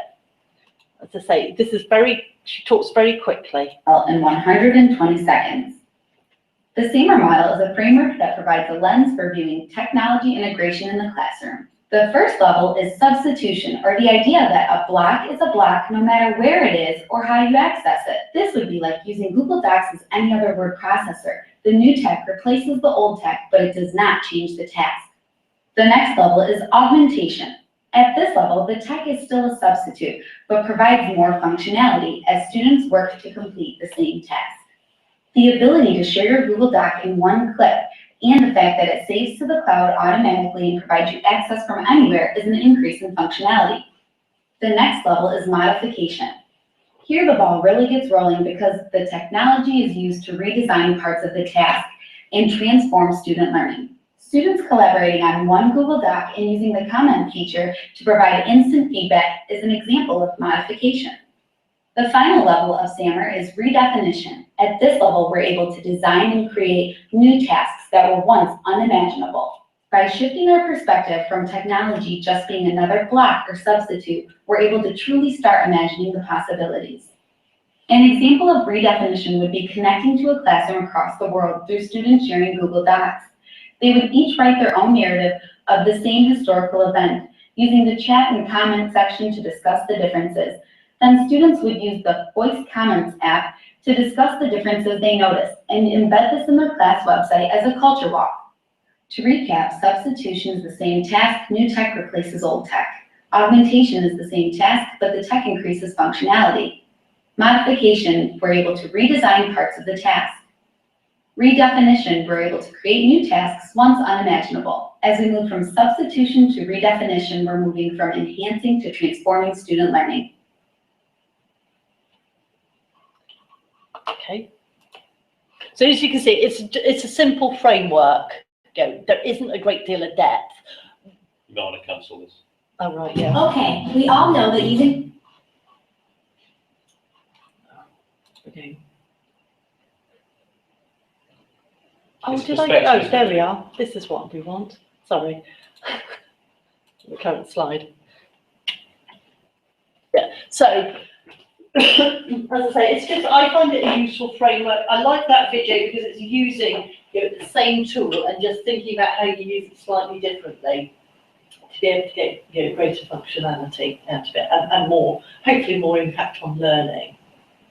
I guess thinking about the educational policymakers you've worked with or the roles you've had, of how far have people reimagined these things? Are they often seeing tech as a way of replacing what goes on anyway? So often you can teach sort of word processing and they're doing is typing it. Yeah, typing out what they've done in class. Do we ever really get near redefinition that? We just need a whole different way of actually communicating and allowing interactions, doing it virtually and allowing collaboration, which we could use then in face-to-face.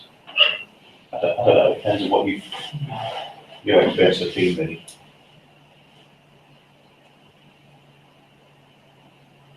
I mean, I think like with sort of my experiences with sort of, you know, pupils might write up a story or whatever, and then word process it, and they think that's ICT. Yeah. Basically. Well, it is ICT. It is, but it's just, why not write it up directly, or get your brainstorming from your thoughts, or, Yeah. you know, do it directly in that way. Or indeed, why not kind of blog about it and then try and get some, external dialogue around it as well. And although there is quite a lot of, particularly in primary, about using blogging, it really doesn't get much past word processing. That actually, the real functionality of blogging, for example, is rarely recognised. Is there anything that springs to mind that is a good example of moving from substitution to redefinition that you can cite as a... One of the best examples, I would say, is how you use something like Google Docs. The fact that Google Docs is online and you can collaborate, adds so much more potential to the learning opportunities. My learners, we have a unit which is developing resources in teaching profession. One of my learners used Padlet, but got the learners to develop a glossary on Padlet, and then kind of embedded it into Moodle. And basically, they put information films and images that were related, and the definition that were related to those technical terms. So I don't know whether that would be modification, because he was using an existing technology like Padlet, but then they were transforming it to make it into a glossary. So I don't know, and then uploading to Moodle. So I'm not sure. Maybe. My example would be things I have done with in primary classrooms, which nearer that end. I was thinking of that I use Primary Pad, which is similar to Padlet, except it is asynchronous. It's quite different as it's kind of live creation text. You know Primary Pad. No, I don't. No. So what you do is you have different lines and you can just add text. Remember on next week, add text in there. Is it still working? I don't know, is it? I think it might have slipped away. That's not a problem with Basically, technology. it's a synchronous textual too, so not many bells and whistles. But what I able to do is have at the time, it was 4 or 5 years ago, we had a Skype link. What we had was we worked with a classroom over here. So I get the actual timescales right here. So they would have gone in just at the end of the afternoon and the evening, communicating with it was the other way around. They went early morning here to the school in Australia, which would link up. So what they would do is actually write poetry together with a Skype video link. So there was a way in which before they would have had to send text just electronically and answer it bit by bit, but they were co-creating the text at the same time and talking about it. And they could delete them to the version on there, so they could see who'd written certain parts, they could work in different parts of the document. So the degree of which they were doing new tasks, which was promoting learning a different way. And what was quite interesting, they couldn't see the learners around, they had to listen quite carefully to the audio to listen to the justification of why they wanted to change the text at the same time. We were talking about year 4 at that stage, which is kind of interesting. With the added dimension of another cultural input. Yeah, Might have been yeah. And that was one of the key aspects. of changing the text. Yeah, it was changing the text as well, yeah. And that was quite interesting, the way in which teachers were having to decide on the topics to write about beforehand. So, and they had to kind of really, I'm trying to remember what their boundaries were putting on the actual nature of the poetry itself. The actual how long it was, how many lines they were producing, what the end products were. So it's kind of interesting. I thought that was probably going more towards this element. And it's quite similar to sort of the Google document when That was you saying there, text, yeah, definitely. Similar that to itself. So it's kind of interesting. I think also the way of this idea of having technology as a wraparound, a kind of a separate part, spaces to think and reflect on face-to-face learning, which may be more towards this modification and definition. So it's expanding the boundaries of actually then how learners can learn, what the kind of spaces in which they can learn, and they can learn at a different time. Maybe they can put information up there, you can get a response to that. Use of Padlet, maybe it can be a question that would run for a whole week on a science question, a big question, or an area in maths or English, and that can be answered, and they can actually then children go back to that space, reflect on that depending on what learning's going on. Or adults, because, Yeah. although I think Padlet was really designed, for children, but it Yeah. has that potential, It's a sticky note too. yeah. Again, this is, I don't know what you call this, it's obviously not theory, it's not a framework, it's a perspective maybe? Yeah, I've always thought of it as a framework, Framework, okay. yeah. Yeah, I see it as a thinking tool as much as anything, in the same way as you have lesson plans as much as anything. They're frameworks to help you order your thinking, to identify the things that you really should be kind of considering. So that's kind of how I think of SAMA. Is there a name to this It's framework? called SAMA. Pentadura? Yes. Pentadura is his name, yeah, this is, I think you've got a link on And as here. I said, I have not found any academic journals around it. He has a website which is becoming, looking a bit sort of, How do you spell it? It's on here, isn't it? Where's our, It's unfortunate, isn't it? Drinking caramel macchiato and pumpkin spice drives fear in your heart, because the last thing I know people are drinking. Yeah, I get very excited about the spiced pumpkin every It's year, the but I same. don't like it. It's absolutely disgusting. I've stopped now because before I get excited when I sort of the Oh, gosh. Pentadura salmon model. Yeah. There's quite a lot on there. His blog, is that the blog you're talking about? The blog is looking a bit When? sort of empty these days. Yeah.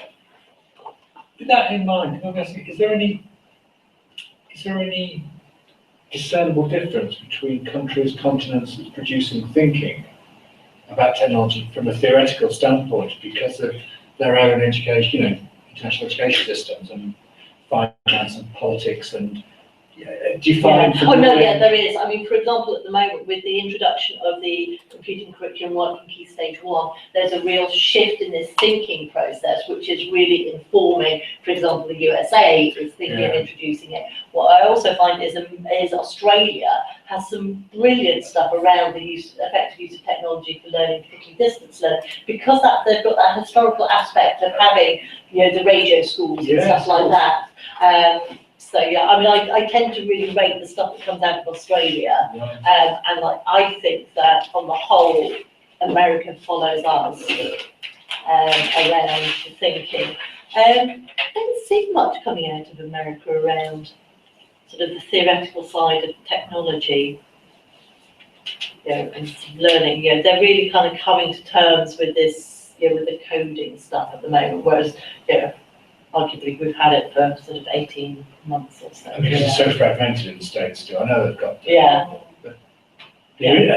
I've completely forgotten about the radio schools in Australia. Yeah. Programs as a kid on. Yeah, and as I say, they've got some really great stuff. There's some really good reports there. I mean, one of the reports came out from Australia at end of November, beginning of December, where they looked at digital skills 2005 and again 2015, and what the report ends up saying is that actually the 2015 children have less digital skills than the 2005, but if you look at it more closely, you see they use the same framework for both, which is a good methodological choice. But there wasn't a recognition that perhaps the skills required in 2015 are different to the ones that were required. So I like that report because you really have to unpick it to really understand what's happening. Quite often what you get is these headlines about, children's digital skills have reduced over the last 10 years. And that's not actually. What I'll put online before next week is that you might see the immediate press releases on the OECD's, what's it called, schools, something in technology, which is really, it's based on the PISA data, looking at the impact. So what they try and do is correlate school performance as based on PISA with the actual kind of their use of technology as well, which is kind of interesting. That'd be an interesting idea. If you've been doing, what was that topic called? Diversity and achievements, it'll be the use of data within education systems and how that's been used in technology. We'll look at that one as well, which is interesting. And that and pushes policymakers to act in certain ways. Because that's all we Yeah, do. and again, the Felotag report was designed in a specific way to push policy. What we'll do is move on to this framework here, which is slightly different than the framework. You will see on Luke's site, there are a couple of papers. So there was a curriculum journal paper and a American Education Research Association conference paper looking at justification. And why I know about this is really one of my previous colleagues here, because he is part of the author team behind this as well. This is a research project that came out, and it has critical empirical base to it as well. The one thing Which we can't say about Stanley. Okay. Time. What I might do is just briefly do this. I mean, really is a framework to think about technology and how it can be used for purposeful learning. Obviously, then you've got to be quite careful how we define purposeful learning, but we'll get some of that, we'll get into that as well. So what I want to do is, and it is like a conceptual toolkit. It's a toolkit for talking together about technology, really. It was never intended to be, again, another magic bullet, another way of saying this is the way you use technology. It was just to actually enable discussions about how we should be possibly using technology and how appropriate it is. And that's where I'm with it. What I need you to think about, just on your own initially, and then maybe just in pairs, if that's okay, is thinking of some type of learning, something you either delivered yourself or experience learning-wise. That learning itself has used technology to some degree. Okay. What I want you to think about is what kind of learning purposes, how was the technology aiding the learning at that point? What was the way in which it was interacting with the learning? Was it making it better in certain ways? Was it communicating in certain ways? Was the use of the tools, the audio visual tools, helping them communicate in a certain different way? So what were the kind of learning purposes that were impacted by the use of technology? Okay. Sometimes I find it hard to explain. I do it in different areas. So I'm thinking about that. Just put some bullet points on your own first of all, then work in a pair. What we're going to do is come back to those in a minute because we're going to look at this framework and go through it.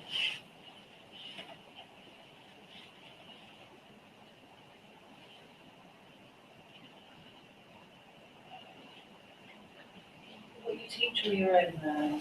Take both really. Yeah, it could be either.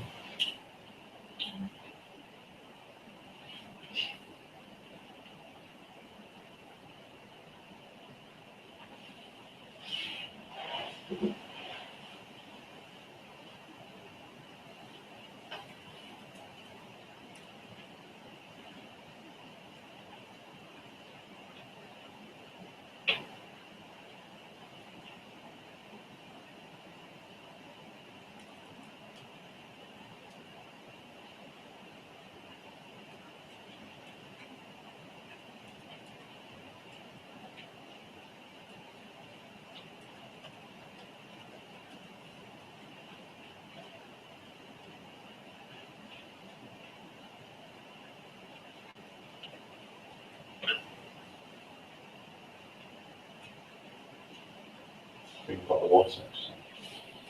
The break. Well, the coffee, you want the break. Do we know if there's any audio coming out for this? Yeah, apparently. So it's Yeah, working? they're listening to us whilst we're doing, that's why I've left it on. Oh, okay. That's good then. And it's still recorded, yeah, it's being recorded as well, so at least. Great, okay. You've got it all there, haven't we? But the lack of plan B. We've got, every plan. You've got the technology and you've got kind of old world and new world. Now we need to. I believe less is more. It's a Don't buy unified rubbish, approach. just buy one or two nice things and that's it. That's the way to No go. rubbish, yeah. You got a nice pen, have you? No, yeah, it's very nice. It's not a fountain. I can't work the fountain pens. I push down too hard for a fountain I do, pen. yeah. I ruin a I fountain. like pencils. I Pencils, don't like the permanency of a pen. pencils are good, yeah. I use a Moleskine notebook that links up with an app I have. You've got Moleskine. Yeah, if you've got to get the That right can't one. be right. No, you write it, and then you take a photo, and depending on the photo with Evernote is the app, and you can put like hashtags, so you can put, sort of cues on it, so it will automatically place it in the. Gosh. You know, there's like another app. Who's the big post-its, I guess? Yeah, So you, yeah. you do like physical post-its, Yes. and another app that will actually then take a photo and I digitize have it. it, I have it on here, And and then then you you can move move it around and it, you can. I've seen that, Yeah. done. They're quite cool as well. Yeah. So this is where I get back in my technology. Ooh, Yeah, what the hell I are like they these, doing? I like It's these lovely, shiny. shiny, it's really shiny. Oh, the other one's the other two where you have a student, but I'm going up again. Yeah. You got a student version, you write your post-it now, you swipe it, and it'll go on to the actual then teacher's version, which is great as well. Oh, I don't know which one, I don't that's like not what soft. I've No, No. that's the. And there's a phone part. No. Sorry, I've got off on that, yeah. It's little somewhere, though, hasn't it? Yeah, and that's, Oh, not Bruce Chapman, I think. yeah, I used to do this most everything. Yeah, I mean, I love Geostation, I love skins and stuff. That's it, if you're gonna use something all day, every day, you might want something nice in your hand. That's true. But pencils, I don't like Pencil writing, person. I don't like writing pens. There we How go. much have you disturbed your thought process with this task? I'm just so focused on Hey, you've got everything. it. Yeah, well, that's good. Okay. Tell me when I'm going to move forward. What I'll do is actually then talk to you about this deck framework. Okay, and then what we'll do is come back another framework and apply it to these bullet points. I don't know. Do you want time to speak as heads? Or should we move on to the time as well? I love being told what to do. Okay, you like it, so Oh, it's a lot. it's just a joy, It's just it's a not joy. engendering anything, making anything You happen, want just us being to told. pour Yeah, knowledge yeah. into you. Or at least, be direct. Direct it. Okay, I'll tell you what, we'll show the framework and we just crack on. Is that right? Okay. But that was only me, obviously. No, that's Just true. one- No, that's one true. But you said it, 25%. though. You said it. Okay, so there's deck framework. Okay. 4 main parts to it. I'm going to look at those now. And it is an acronym and stands for these areas here. It's one is distributed thinking and knowing, engagement, community and communication, and knowledge building.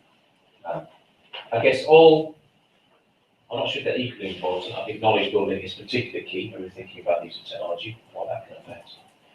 Engagement's not probably as we know it in the sense of, obviously, people say you've got a piece of technology and you might enjoy it, you can engage with that. We're thinking of more empirically based notions of what engagement means and the notion of what engagement can. I guess more recent also studies are looking at the kind of neurophysiology of looking at engagement, people using technology. So the first one is looking at this idea of distributed thinking and knowing. Okay. Which is, I guess it's, anyways, it depends. Does anybody use a paper diary? Uses a diary and use it, they write in their diary as their calendar, or does people always use electronic ones?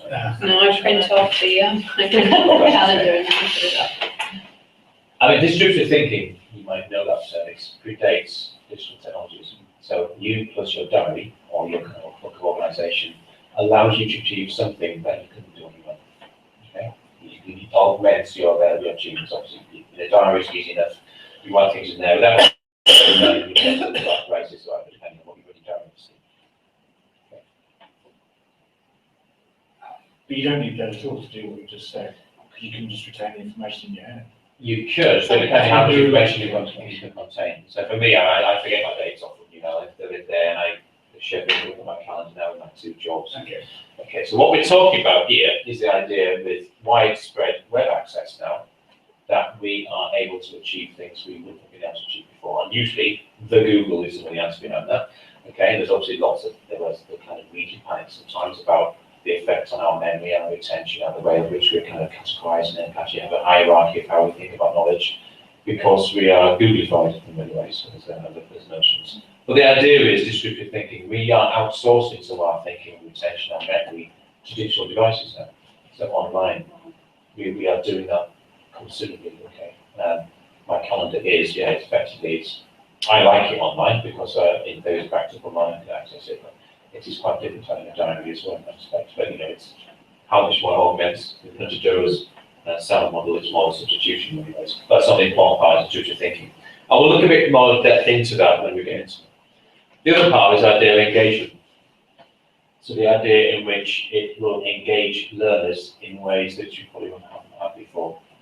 And I guess you're looking at some of these areas here, I think the one is, one part here is the idea that second bullet point, acknowledging risk and uncertainty. We're not talking here about huge risk, but we're talking, I guess when you're talking about word processing, traditional models would be the teachers, they're writing it out, okay, and then they're typing it best.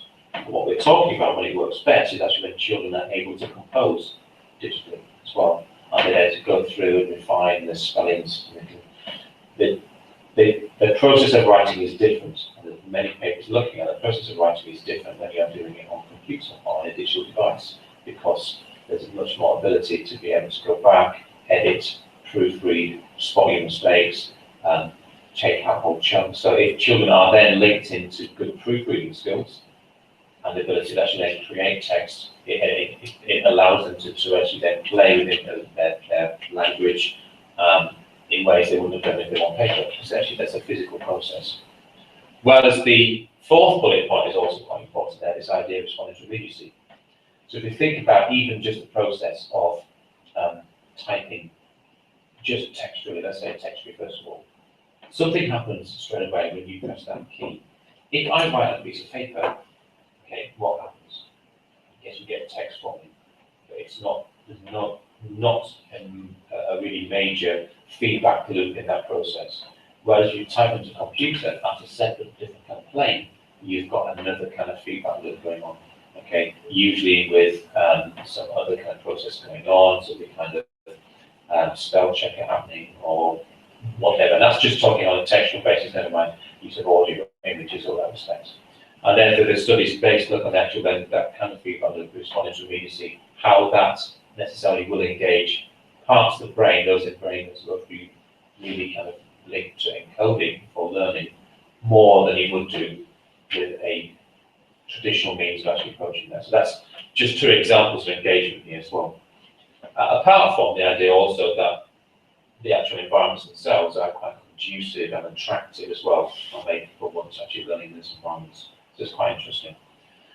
So that's one of our engagements. It's kind of different levels of looking at engagement. If you look at the curriculum journal paper, it gets into that in more detail.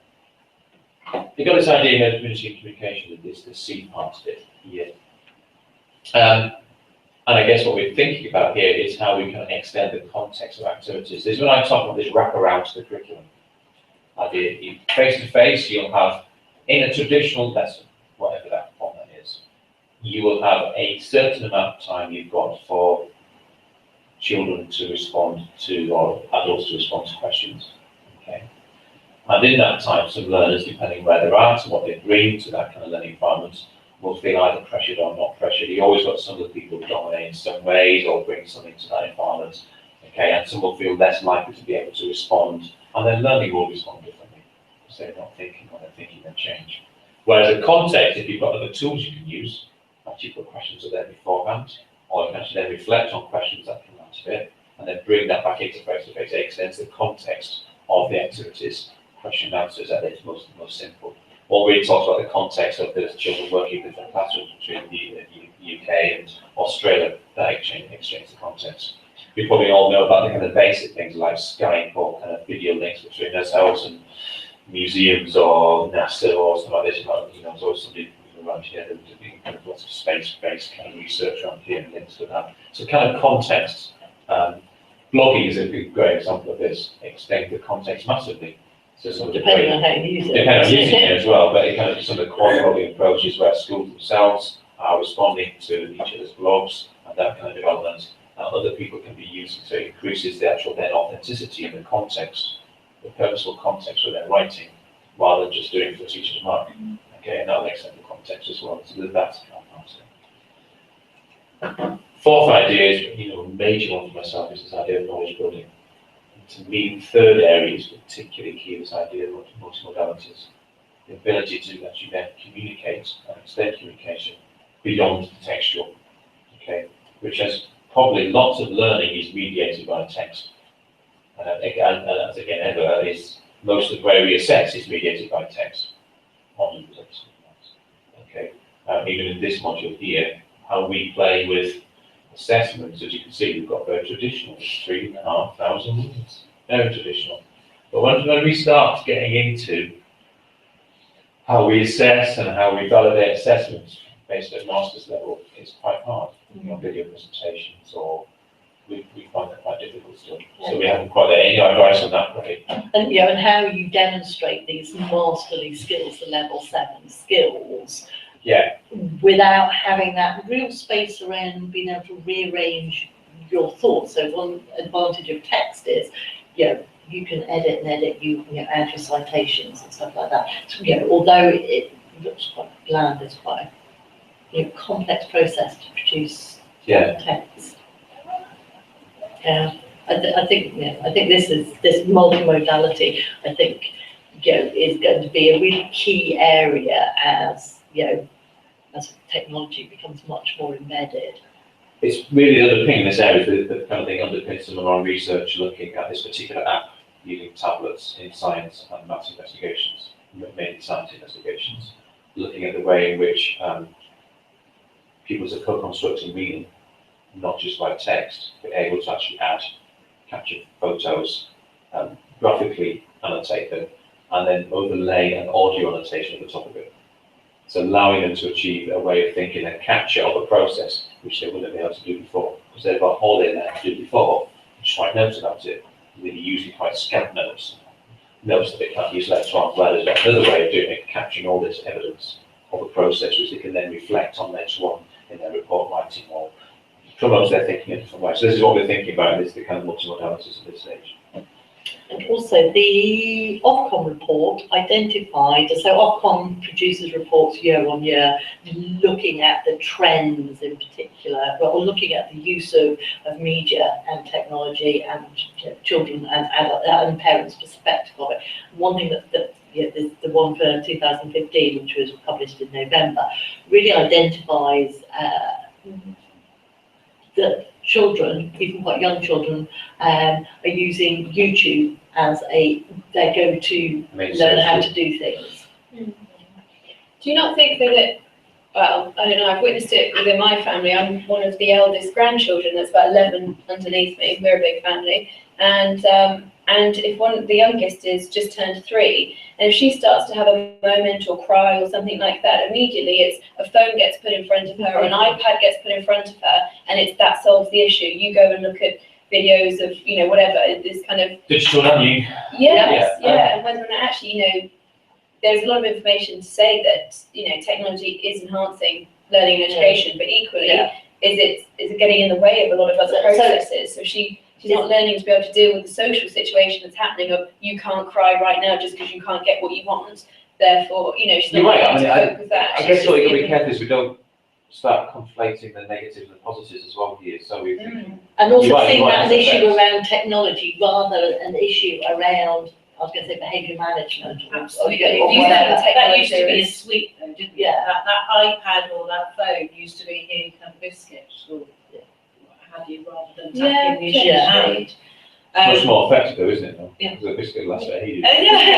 But a positive slant on the YouTube thing is that my son started playing, go back to my son again, he started playing something on the keyboard the other day, and I was like, oh, that's amazing, thinking it's music class at school. No, he'd learned it on YouTube, and then That's brilliant, isn't it? Yeah, That's so where something it's- like that yeah, is where a it's positive fantastic, angle, yeah. But I totally understand what you're saying, there are a lot of Yeah. parents, but as you say, I wonder whether that's them giving in too quickly to, And whether or not Because it can be easier done. for that to happen. And I It's the think, probability of use, isn't it, as well? And Yeah. I guess if we talk about personal, I'm thinking often here about formal environments. It doesn't need to be formal education environments, it could be formal, and I think that there's a greater blurring around this formal and informal learning and where do you access your learning. Yeah, I think one of the problems, one thing that bothers me at the moment is that people do see technology as being the problem rather than seeing the use of technology, how it is chosen to be used as a problem. Like social media is all bad, it causes mental health problems. The media Or doesn't violent portray games, that. and Yeah. things like that. Yeah. And I think we need to unpick it a little bit more than that. And it's probably a cultural or a behavioural thing that is the issue rather than technology itself. So if we move on from here, this is the framework they produced. Okay, so there's the 4 areas. Okay, and then from here they've actually broken those down into different subsections. what you can do is actually, in theory, we can come back and look at this framework and go like A1 or A3 or C2 and apply it to your learning purposes. And there's usually a link there. It's a justification of why, what is the impact of technology, what can it do. And I find it particularly useful. It's the bit that's been helping me made me much more reflective and critical rather than this tech evangelist. If it doesn't do any of this stuff, why am I using the technology in the first place? That's what I'm thinking almost. If it's not doing these things, what's the point? Because actually we can just do it face to face or write it down or actually then achieve learning in a different way. And that's the reason I use this. Can I do this straight away? Is there a hierarchy? So is one the lowest of the hierarchy? No, There isn't a hierarchy within there? No, the research wasn't taken that far. Really. Unfortunately, it wasn't taken any further than this. It was a research project over a couple of years, but they never took it and applied it in different kind of context and refined it further, which is a shame, I think. I think it's still right for that, really. Oh, yeah. Because there aren't many other frameworks like this. No, That there- will there say, really this is what we isn't. think technology is achieving. Because it actually saying, Yeah. and that'd be quite interesting. It'd be quite interesting in your environment where they've obviously taken on board technology in certain ways. But why is it? What is it? Yeah. Is it? It probably is achieving lots of these things, but in what way?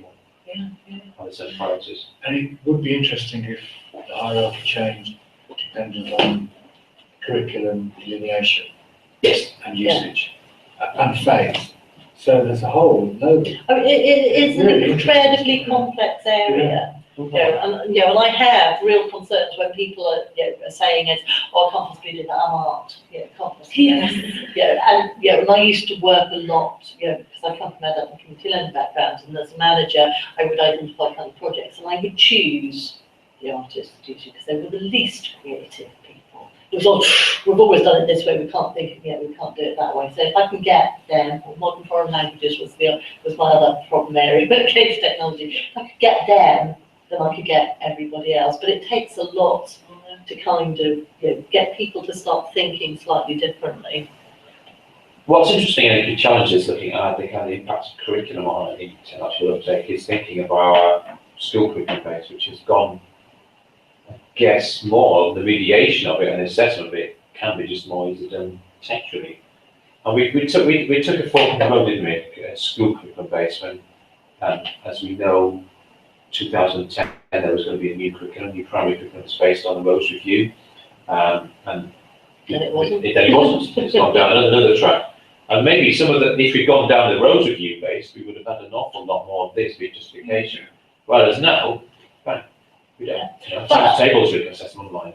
We can do lots of the actual grammar tests now, the arithmetic test. There's no point in using tools online because they're going to give you different.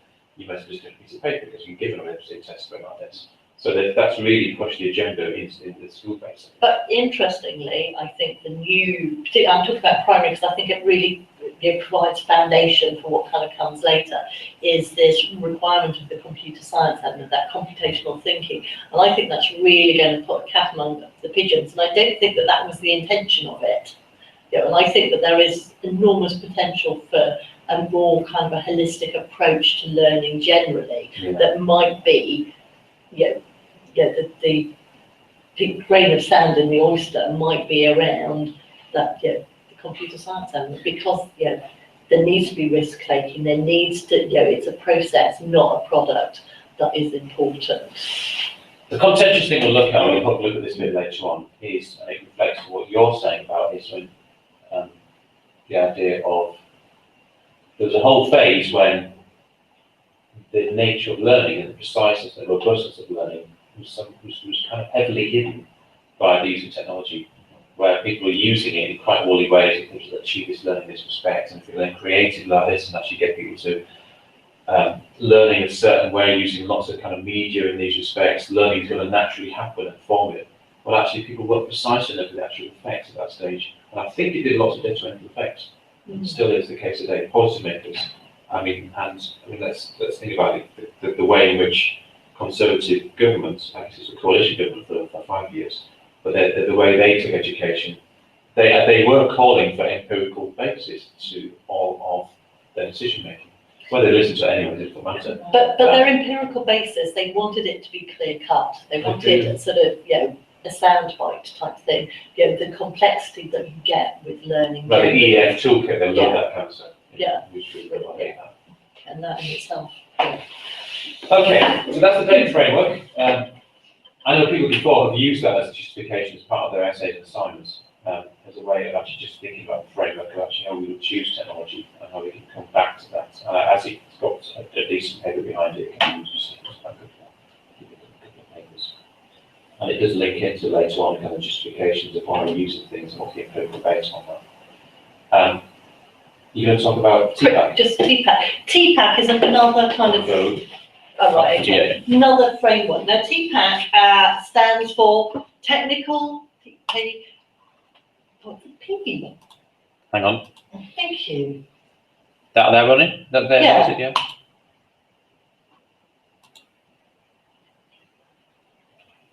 It was on the slide. Oh, sorry. Yes, Yeah. of course. Let me get, yeah, that'll be easy if I go back onto Yeah. this one. There we are. Pedagogical content. Pedagogy.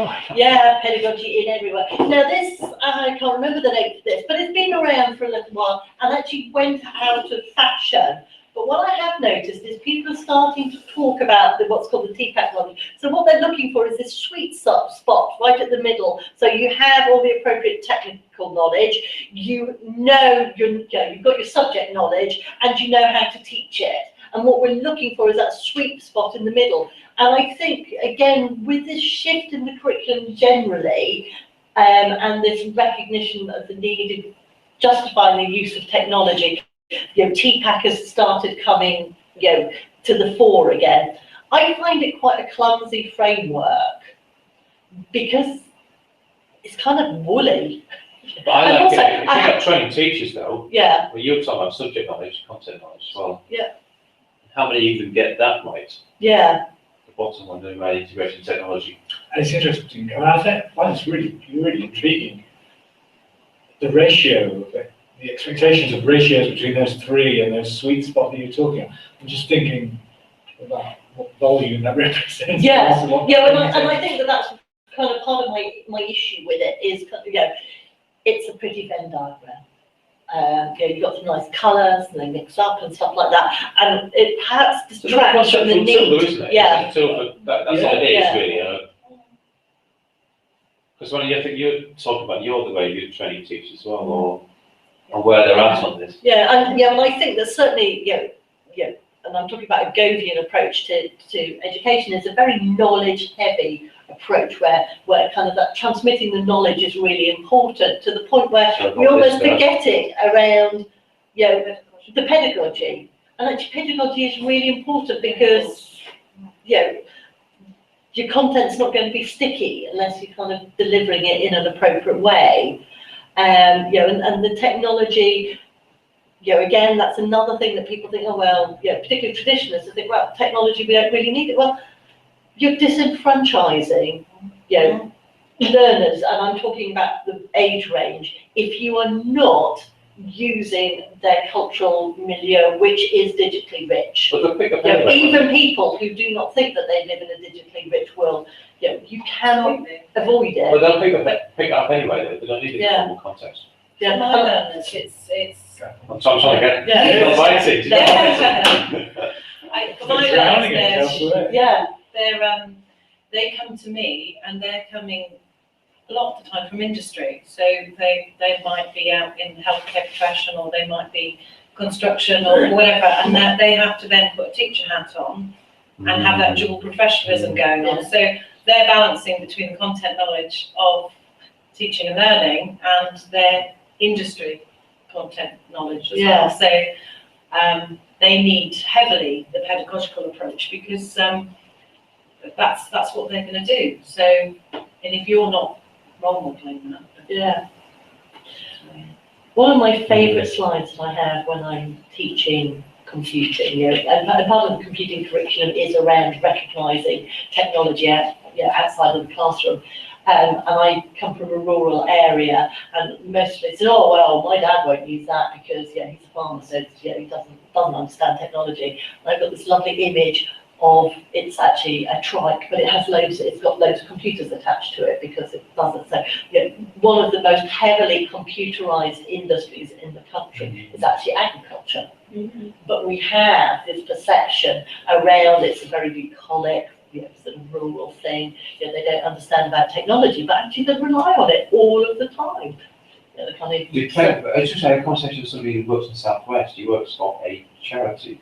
Southwest, yeah. So it's quite different. So their Yeah. technology needs are much different. So Yeah. you've got the big fens of Lincolnshire where they need GPS precise tracking Yeah. kind of methods there. It's much more developed than actually in some of the little small, I wouldn't do a Devon accent, but I want to try. Go on. on. And I did, that's where Quite I come from, different. it's Devon and Cornwall.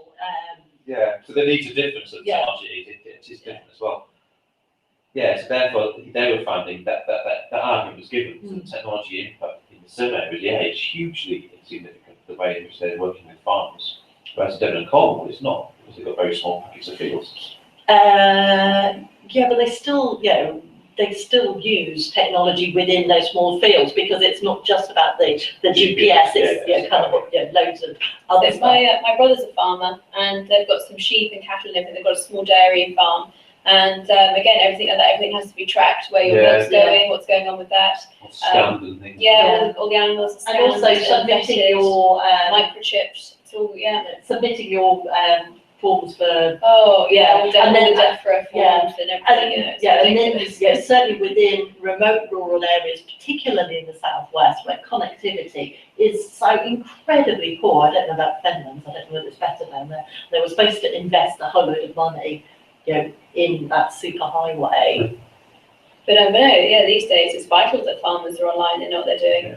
And during the winter, when the farm calms down, my brother sells firewood, sells logs, there's abundance of them around, and stores them over the summer, seasons them and sells them. But again, he sells them online. That's where most of his business is drummed up from, knowing the percentage of the dryness in the wood and everything like that. So just being, every day you've got to, check the wood, what percentage is that, right? It won't burn if it's above 20% moisture. So you've got to either kiln dry it, air dry it, those kind of kiln things. dried logs are brilliant. I love kiln dried logs. Oh, if anyone needs any in the area.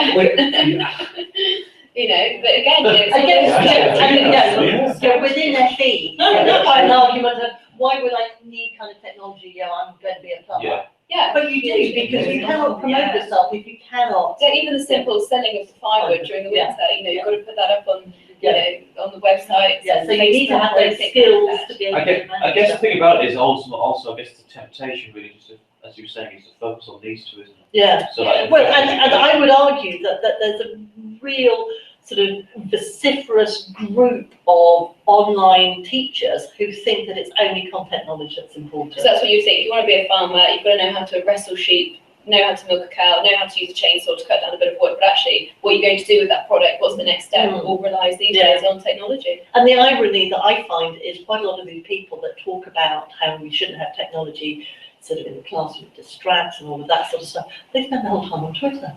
And they blog all the time as well. Yeah. But they will, and one of them I think is coming here. Oh, Tom Bennett. Yeah. You know any of Tom Bennett? Yeah. Yeah, the behaviours are. Yeah. Self-appointed, not self-appointed. No, to be fair to him, it kind of wasn't his fault that he was put in charge of behaviour, and it wasn't his fault that he was called a czar. Smart face. Exactly. Yeah. Okay. So again, I think I that actually quite like that. I like it. Yeah. I As a like it. concept, I'm just thinking about your learners as well. I'm thinking about when I used to look at education. We used to focus a lot down here. I wouldn't touch the content knowledge because I don't know a clue about surgery or anesthesia. Absolutely. I would go more on that stuff, and then I was trying to integrate this the whole time. Yeah. But that was always secondary. The I think technological that knowledge. suits mine. Yeah. Whereas I think of primary teachers, or you work with secondary teachers. Yeah, and some interesting primary observations, which are always quite good fun, but generally there. Do we ever conceive of that as a whole? My decision may be contentious, you can always throw things. I think here, we probably think here a lot, actually mostly here. Yeah, well, yeah. A bit of that, and then that's an add-on. Yeah, I know, really is. And I would say that's how the students like it. Yeah. Yeah. It's an add-on, sorry. The tech stuff is, Oh, yeah. It's quite a leap of faith just to combine those three for many people, because naturally, lots of people want to learn in a cumulative way, which Yeah. demarcates those areas, and especially if they can intellectualize what they need. They don't necessarily want to make that cerebral leap into a sense of combining those three, really, let's face it, absolutely fundamental areas in some shape or form. That's a lot to ask, isn't it? I suppose you That's find my work. graduates. Yeah. That is what I have to do. I guess if we to achieve Summer's top of the definition, we're looking for those just to become completely together. Yes. Just overlaying, Yeah. overlaying each Yes. other really in that Yeah. respect. I think that's idealism winning over pragmatism. but- Yeah, that's maybe, And yeah, on a continuum maybe. these are shifting all the while. I mean, you talk Yeah, and about- also Yeah. you just need it to be windy outside or it to start snowing. And it just changes the dynamics. You might have got this totally sus. And, because learning, is such a dynamic, messy business, best laid I plans. agree with that. Because I think pedagogically you say, it doesn't matter what's going on outside, this is the environment, this is the space, this is what I'm going to create, and this is how I'm going to create it. And that's a completely different world. As a pedagogical approach, Yeah. I can't be doing it. Well, I mean, I quite often teach the same thing over and over again to the same sorts of students. Within a week, I will teach the same thing about 5 times. And how it goes will be different every single time. Sometimes you think, Absolutely. I've nailed it. Is that you? Or No, I don't think it is me. I know And then- before I do that. Yeah, I mean, Or I'll do something the same way, or even I think my performance is better, and it just falls really flat. And some of that's dependent on what time of day it is. Absolutely, It's not just yeah. dependent about the students as well. I have a lot of stressed teachers, very Yeah. stressed teachers, and the first time, the first like 10 minutes in our session is them just going, oh, wow, this week I've done this, I've had this. It's almost like, okay, let's make time for that reflection before we move on to the pedagogical approach. Baggage checking. Yeah, absolutely, That's because good. they are combining their teacher training and their teaching, and Yeah. they may be teaching at the college that Right. I'm teaching them. Yeah. They might have full-on family lives as well, but Yeah, that's not their absolutely. demographic, they're going to come Yeah, return to work or. heavy marking load or whatever it is, but yeah. So I have to go, okay, this is purposeful and it's relevant, so I need to allow that to happen, to allow them to be in the room, and then they go, okay, I'm ready, all right. So, So that's the TPAT model. I guess what we're doing presenting is just three basic models or approaches or frameworks or perspectives which start allowing us to think differently about technology, how that comes into how we train teachers, how we approach that, and that's what we're trying to do with this. Obviously, at no point are we giving you answers. Yeah. We're not going to, I'm afraid. Sorry, but that's it. That's why I like teaching, the master's stuff, because there aren't any answers. Right.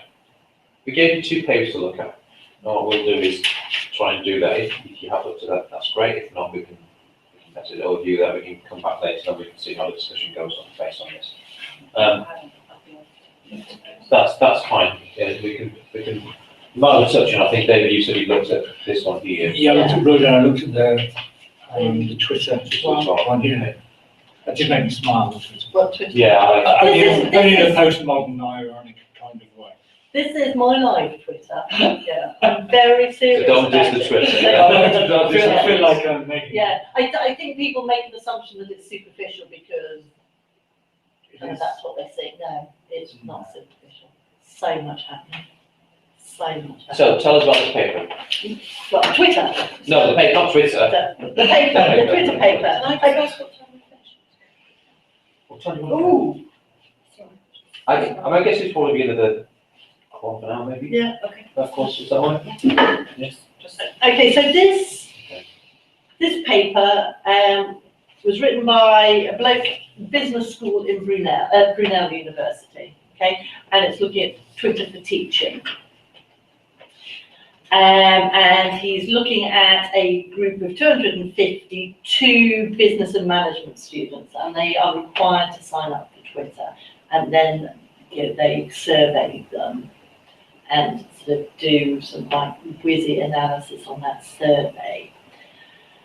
Those of you that have actually read it, kind of what's your feeling around their findings? I skimmed Reddit. Fairly positive. It was sort of, well, the idea of Twitter being used and everything. I think it came out that they were, it's not like everyone said no, we're not going to do this ever again. But I didn't read it in great depth. I think that notion of connectivity and what might be possible was what made me think differently about it, from approaching it from the premise that I did, and what that means in terms of heads using Twitter. I mean, all heads use Twitter, all education use Twitter, don't they? Moodle is full of Twitter on a daily basis because it's partly to do with directing, isn't it? It's partly to do with saying, go and look at that paper. This has just come up. This professor said this. This is happening. So that's about kind of drawing resources. I think it's that what I'm trying to say about that connectivity, spread, with the implication that implies an individualistic choice. Then, because of the range. I mean, after I was tested, there was a positive tenor to. But I know it sounds really obvious, but more questions were clearly asked than were answered, and in a way that's part of its strength, I thought. I have a real concern is that they don't say how they actually use Twitter. They don't? No, they don't. They're not saying how they used it. So they just use it anyway. It's not like they're not defining how how they used it. What they looked at was what was it? That there was a positive correlation between Twitter usage and student engagement, but that could be that the engaged ones are the keenies and they'll do the Twitter. They'll do anything. They'll do the Twitter stuff. So for me that raised another question. Course-related Twitter was not related to interpersonal relationships. So for me that sort of recognises that it's not like Facebook. It's not about making friends. And I think you were alluding to it with said getting these reports and things like that. And thirdly, and that it didn't that Twitter didn't impact on class attendance. I mean that was a crucial thing, wasn't it, about the attendance? And I think to me, I'll be honest with you, this bloke doesn't understand Twitter. He doesn't understand that social aspect, the social dimension around it. I'm really concerned that he doesn't say how they use it. Because there's lots of ways that you perhaps use that Twitter. wasn't that important, actually. Perhaps it was just But how could you answer these questions? Because they could have used it in a certain way and these answers could be different. I suppose I thought it was about the medium, not the usage or even the outcomes. We could do that. We could just kind of do a taster now. If it'll go away, then do this next week. One of my things about Twitter is I use it and I explore it, but similarly I use Pinterest with my learners as well, for pinning resources and stuff they need for teaching. But then there's like this world, this overloaded world of educational connection and resources that you just think, oh my gosh, there's so much there. I need to explore them. And it's great for that because it does put you in touch with lots of different areas and connectivity, as you said. But there's digital overload. Digital overload sometimes with Pinterest. My learners upload to that and Twitter, and I think, oh, it's great. Look, there's education this and education that, and that professional says this and that, and I'm like, ooh, where do I go? Whereas if I took that journal, I would then study that and then look at somebody else's perspective and process a little bit more, I think, perhaps. But that's just my personal perspective on it. Doesn't mean I don't like it. No. I think that there's lots of ways in which it could be used. I mean, and then, for example, quite often, and I'm beginning to see papers coming out about it using Twitter as a back channel for, Facebook to face, so in the lecture, so it could be either about, the lecturer sharing resources. I used to do that, I used to time and spend a lot of time trying to work out. So I'll get to this bit then, so that's when I'll schedule that tweet to go out this week. So it's one way of sharing resources. It's also a way of having conversations. You will quite often see, students, how I have seen students have conversations that, that's almost got nothing to do with the lecture. So that's why I'm frustrated that he does not say how he's used it. How is it? Is it because you're just sending information out? Twitter can be used. You can have a profile in Twitter. For English, for example, you could have a fictional character, and you could get them, students to tweet around that fiction. So, there is such a lot of ways of doing it. I'm incredibly frustrated that he doesn't say, doesn't even outline how they use it. Talk about having a hashtag, and for a hashtag, I'm just going to explain it for everybody, a hashtag is just a way of sort of ordering tweets so that you can find them. Okay, so, for example, you will have all seen on the TV, I'm sure there'll be, hashtag British Bake Off, so you can follow the tweets. I'm an Archers fan. I follow the Archers on Twitter just so that I can listen to all the snarky comments that people make about the story. But this is where again it is important at that stage, because I know when I use Twitter, I don't use it now. So I kind of last evening, so got digitally overloaded, so I've just switched off everything. I just can't do it. I got a few emails. It is, but I just can't. I just totally get overloaded. And especially, yes, it was probably compromised Twitter for me when I was just following my feed, so how the people I was looking at. Yeah. But when I started using hashtags, and usually that was the most purposeful use of it, and for use of education events, or event purposes, that's really useful, or in kind of restricted uses, and that's what it's on in school environments, so use. But it doesn't talk about that. No, and quite often, I've seen, Twitter being used around sort of setting homework or, revision reminders and stuff like that. And I think that this is an example we're talking about this model here, about if we think about it, we need to go different steps further. So if we think about the particular way in which you'll access Twitter, so if we use certain types of apps or bits of software like TweetDeck, which will organize your Twitter feed in a certain way, you'll get much more productive use of it. So you can look at your feed, you can look at anything that mentions you, they can see all your hashtags that you're following. And you've got a much better way of organizing while this kind of overwhelming idea of trying to follow all these different entities or people are useful or something on the screen. But that's just where we get here towards this modification redefinition. There's a lot more hand-holding and working with students and learners to know that this is probably the most appropriate way to do that, so you don't get overloaded and you will get these benefits from it. And I think it's quite this is what I think you feel about this one and not about it. It's not talking, it's not finessing, it's not kind of no complexity of approaching it. Yeah, and also, I mean, one thing, and kind of like the expectation that it would improve interpersonal relationships. But then they were saying that if the academics kind of shared personal data, then the students perceive them as being more reliable and stuff like that. I think, well, it's kind of not what your job is. It's probably an early academic paper. It's probably got through BJet. It probably went for publication in about 2012. It probably got accepted 2013, published 2014 maybe. Okay, and also, if you look at that was early days. and also if you look at what type of phone do you have, the majority of them have a BlackBerry. So that that's partly about it being a business. It partly is about being a business course, but it's also I think that reflects kind of how old it was. Also, I suspect this bloke was looking for a reputable.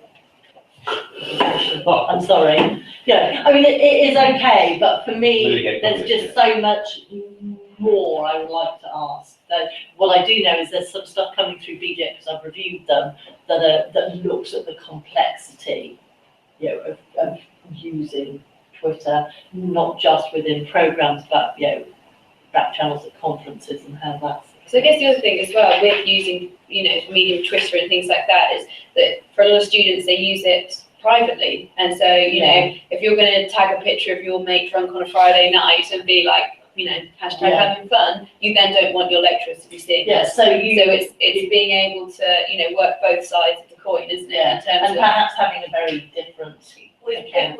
Pinterest, you can have I suppose you can do that on Twitter, lecturer account, and you create the board, and you put all the emails in of the learners that come so in. Yeah. to that people board. can't then. Yeah. No one else can pin to Yeah. that. Okay, that's So you can good, have- yeah. and we will look at Google Communities, which is kind of, is it the same as Pinterest? Yeah, I mean, Similar. I'm interested around the fact that people see a lot of these things as being superficial because they use it superficially. It's Yeah, kind of yeah. really- I think especially when you are looking at student population though, because that's, you know, a lot of, they're getting on Twitter for, you know, social purposes, not for academic reasons, Yeah. to be able to access that academic world or use it in an academic fashion. So then to suddenly say to them, you know, because I've tried it with a lot at Swindon, and I said, okay, well, why don't we all, you know, do this with Twitter or have a look at this on Facebook, blah, blah, blah. And loads of them were like, oh, no, I'm not doing that with my Facebook. Oh, no, I don't want so-and-so seeing me. I'm not adding her as a friend. I said, no, you don't have to add people or anything like that. You just need to be able to get access to it. And again, you And know, that's that another that reason why- resilience towards, you know, showing their personal information, regardless of the fact that it's out there to the world anyway. Yeah. But, you know, it's, Google Communities are really good because it's a different space. yeah, so you're So singularly that function, logging they in. can see the functionality of the social media. But it's easy to get bogged down in all this, you know, Yeah. logging in here, and here, and here, Yeah, isn't it? create an account. Create an account for, you know, 30 different sort of, So how many passwords have I got? yeah, Right. gosh, Some yeah. Friends Reunited folded. Yes, today. Today. Was it today? Yeah, started 2000. Is it only just today? Yeah, just today. And I'm just saying that in. Yeah. in No, context I of quite Twitter agree and with Facebook you. and Web and MySpace. Yeah. Right. I know. Which is what, another reason why I quite like Feedback. using the Google Communities is The whole because, Google thing's very well established but now it's as not well. just that, it's the functionality that I'm particularly interested in. You know, Google Plus was set up, you know, to rival Twitter and Facebook. It was going to overtake them, and it really just didn't go anywhere. So in lots of ways, it's kind of made it safe. It's more sustainable because, you know. Do you think in terms of education, you can use that and you're more likely, especially, you know, in FE, to be able to get sort of 16-year-old teenagers to go through Google and use the Google Plus route as opposed Because they to can show see- your own yeah. things on Twitter and, Yeah, because, you know, It's not that's it. controllable. yeah. And also, as you say, it strips away a lot of the distractions of bells and whistles. It's just a functional kind of relative tool. Because I found with a lot of them, it's the personal aspect of it. You know, what if I'm using my Twitter account? I don't want you seeing what I put on there or such and such seeing, and you know. I mean, that's because so we teach sensitive. teachers, you know, one of the things we teach them is anything, you know, whatever you email, let alone anything else. In fact, Thursday morning, I'm doing the lecture on, you know, remember, you know, really think, you know, about, An interview for. Yeah. teachers. I mean, Show your I answer on your Facebook page. yeah. Stock interview question, Yeah. isn't it? Yeah. yeah, I would Google anybody that I interviewed. You know, so, you know, we usually say, keep Facebook to yourself, look it down as much as you can, make sure you're not tagged too much, you know, and if you're going to have a social You media don't want so presence, much? tag. Tag, sorry, not tag, something that you work on there and see. Yeah, see Twitter as a Yeah. professional social media space. Mm. And be careful of things like Snapchat, because you can screenshot. Yeah. I know this because I have an issue at the moment and it's all been screenshotted. One of the eight.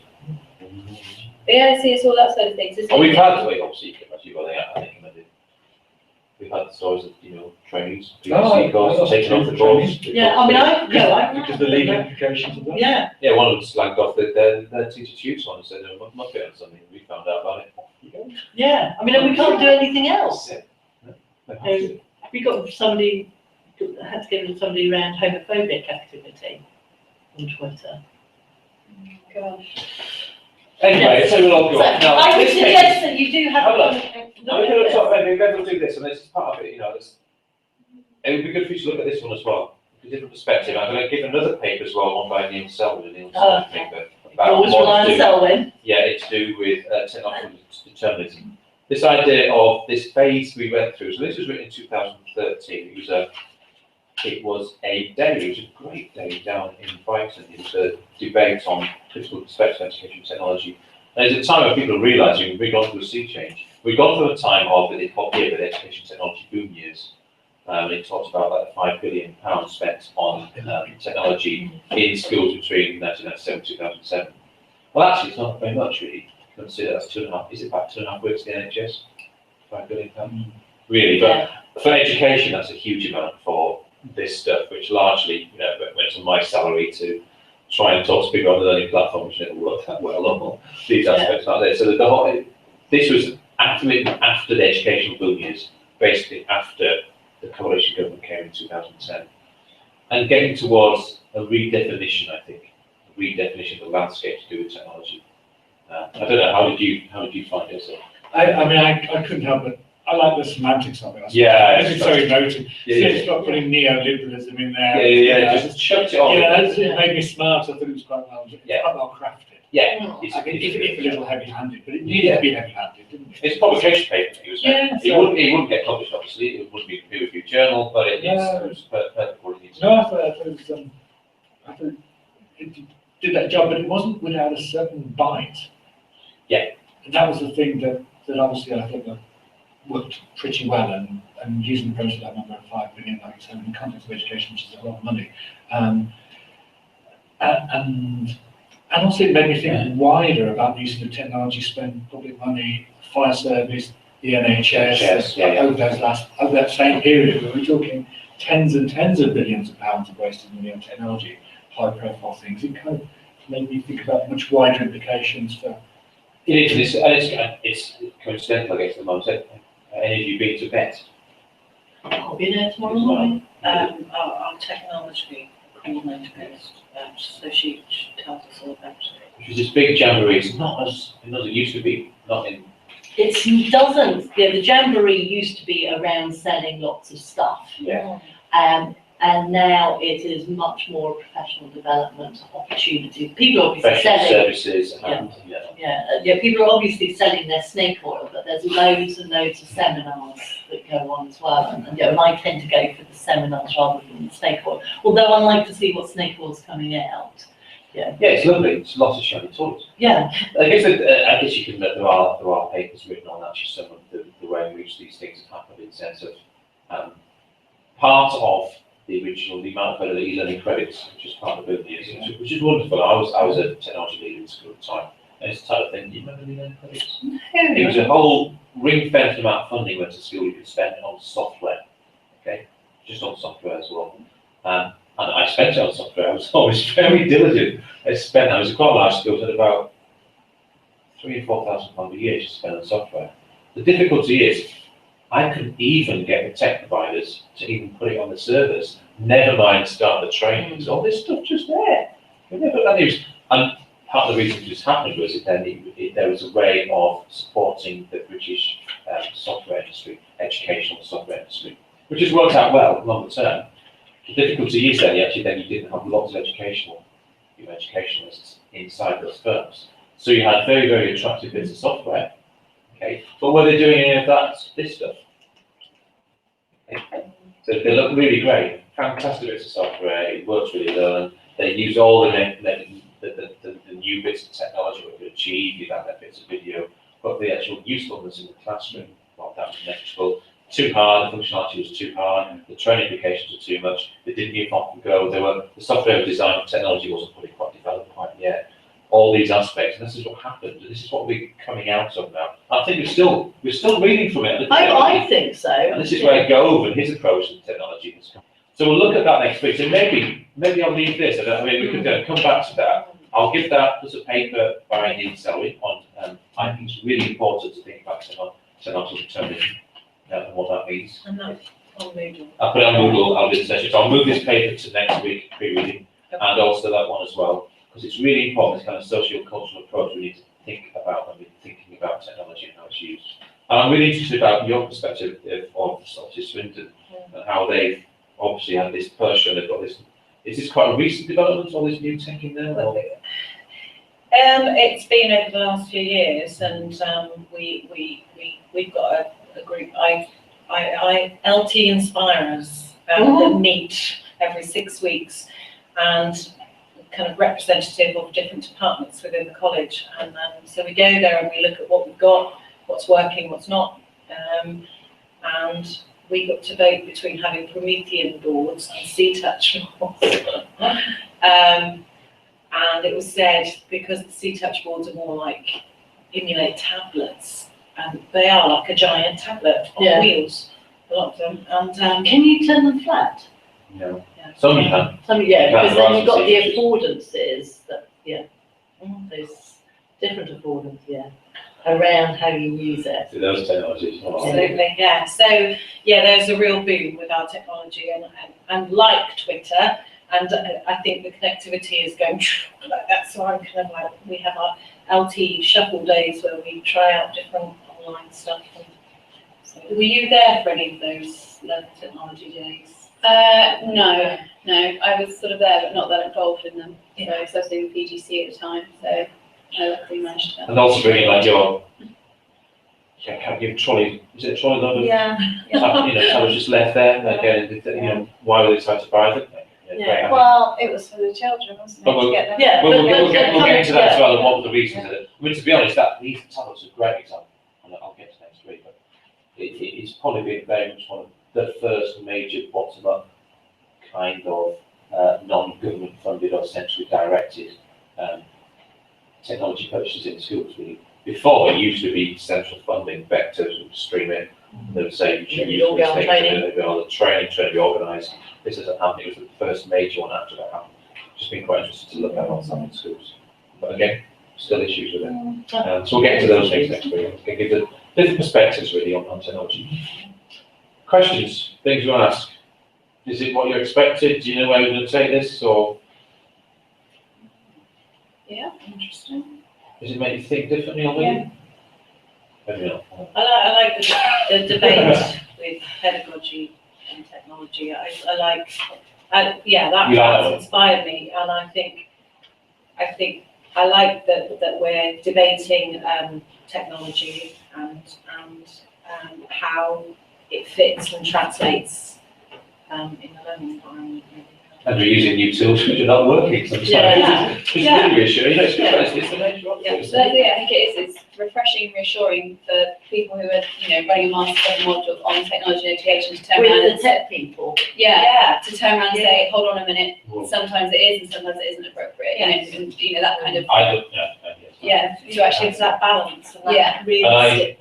justify it from that for me, the approach. Yeah. In my head the whole time. Is it Rather doing than any of this this stuff? drive and this push, but always use technology. Is technology brilliant? Oh, hold on a minute. Which is that techno-ranting. To take an educated step back and say, But also be mindful that if you're directing us to Moodle and for us to explore things on there, that's using technology. It is. It's not just in the class. And also, if you're using email, that's technology. Once you start getting comfortable with it, it becomes almost invisible and it doesn't get counted as technology. It's actually social media, by the way, email is social media. there you go. What, email? Yeah, because it's social, isn't it? Depends on people emailing. I also think that, for me, I always have to think, it's the learning that's important, it's not the technology. The technology just doesn't enhance the learning, don't touch it. Purposeful learning. Yeah, brilliant. Thank you. Thank you very much. I'm not going to be here next week, so how can I access the lecture? We will probably record it in the same way. We'll see how Yeah, this we'll one, do it, it'll be uploaded to YouTube and we'll, Oh, okay, so you can't, so it's not sort of live streamed, you can watch it. well, hopefully it will be, because James will be able to sort it out. What I think is that Just so there's, I know, do I have to be somewhere to log in at the time, Faith in you, or can I James? watch it later?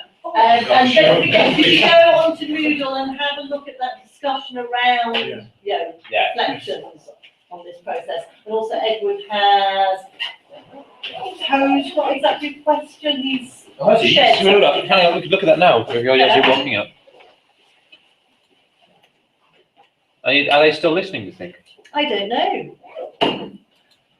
That's We've probably gone out to question us farmers in Cornwall about technological usage and I would just like to say that I was with a farmer for a Here we are. He didn't touch technology. He didn't grow his business much either. So these days you can't get away with it. No. All your animals have to be tagged and all your vaccines have to be uploaded onto DEFRA and everything. And the vet has to scan it all in. And you've got Match.com for cows. Yeah. So he's linked to a blog here, isn't he? Got a reply to this, okay. It's ridiculous. But, yeah. Okay, interesting. So he's linked here into a blog we can look at and go from there. Okay. Okay, but there's also one about sort of your reflection. But yeah, do feel free to use that forum, because again, what we're going to do is evaluate sort of what, the process of using technology for various things, for various sorts of discussions, etc. And people again overlook things like forums because it is a lot. Doesn't count. Thank you. Thank you very much. Thanks very much. Thank you. Really interesting, thank you. How's life at Swindon? Oh, yes. Do you want to get? Yeah.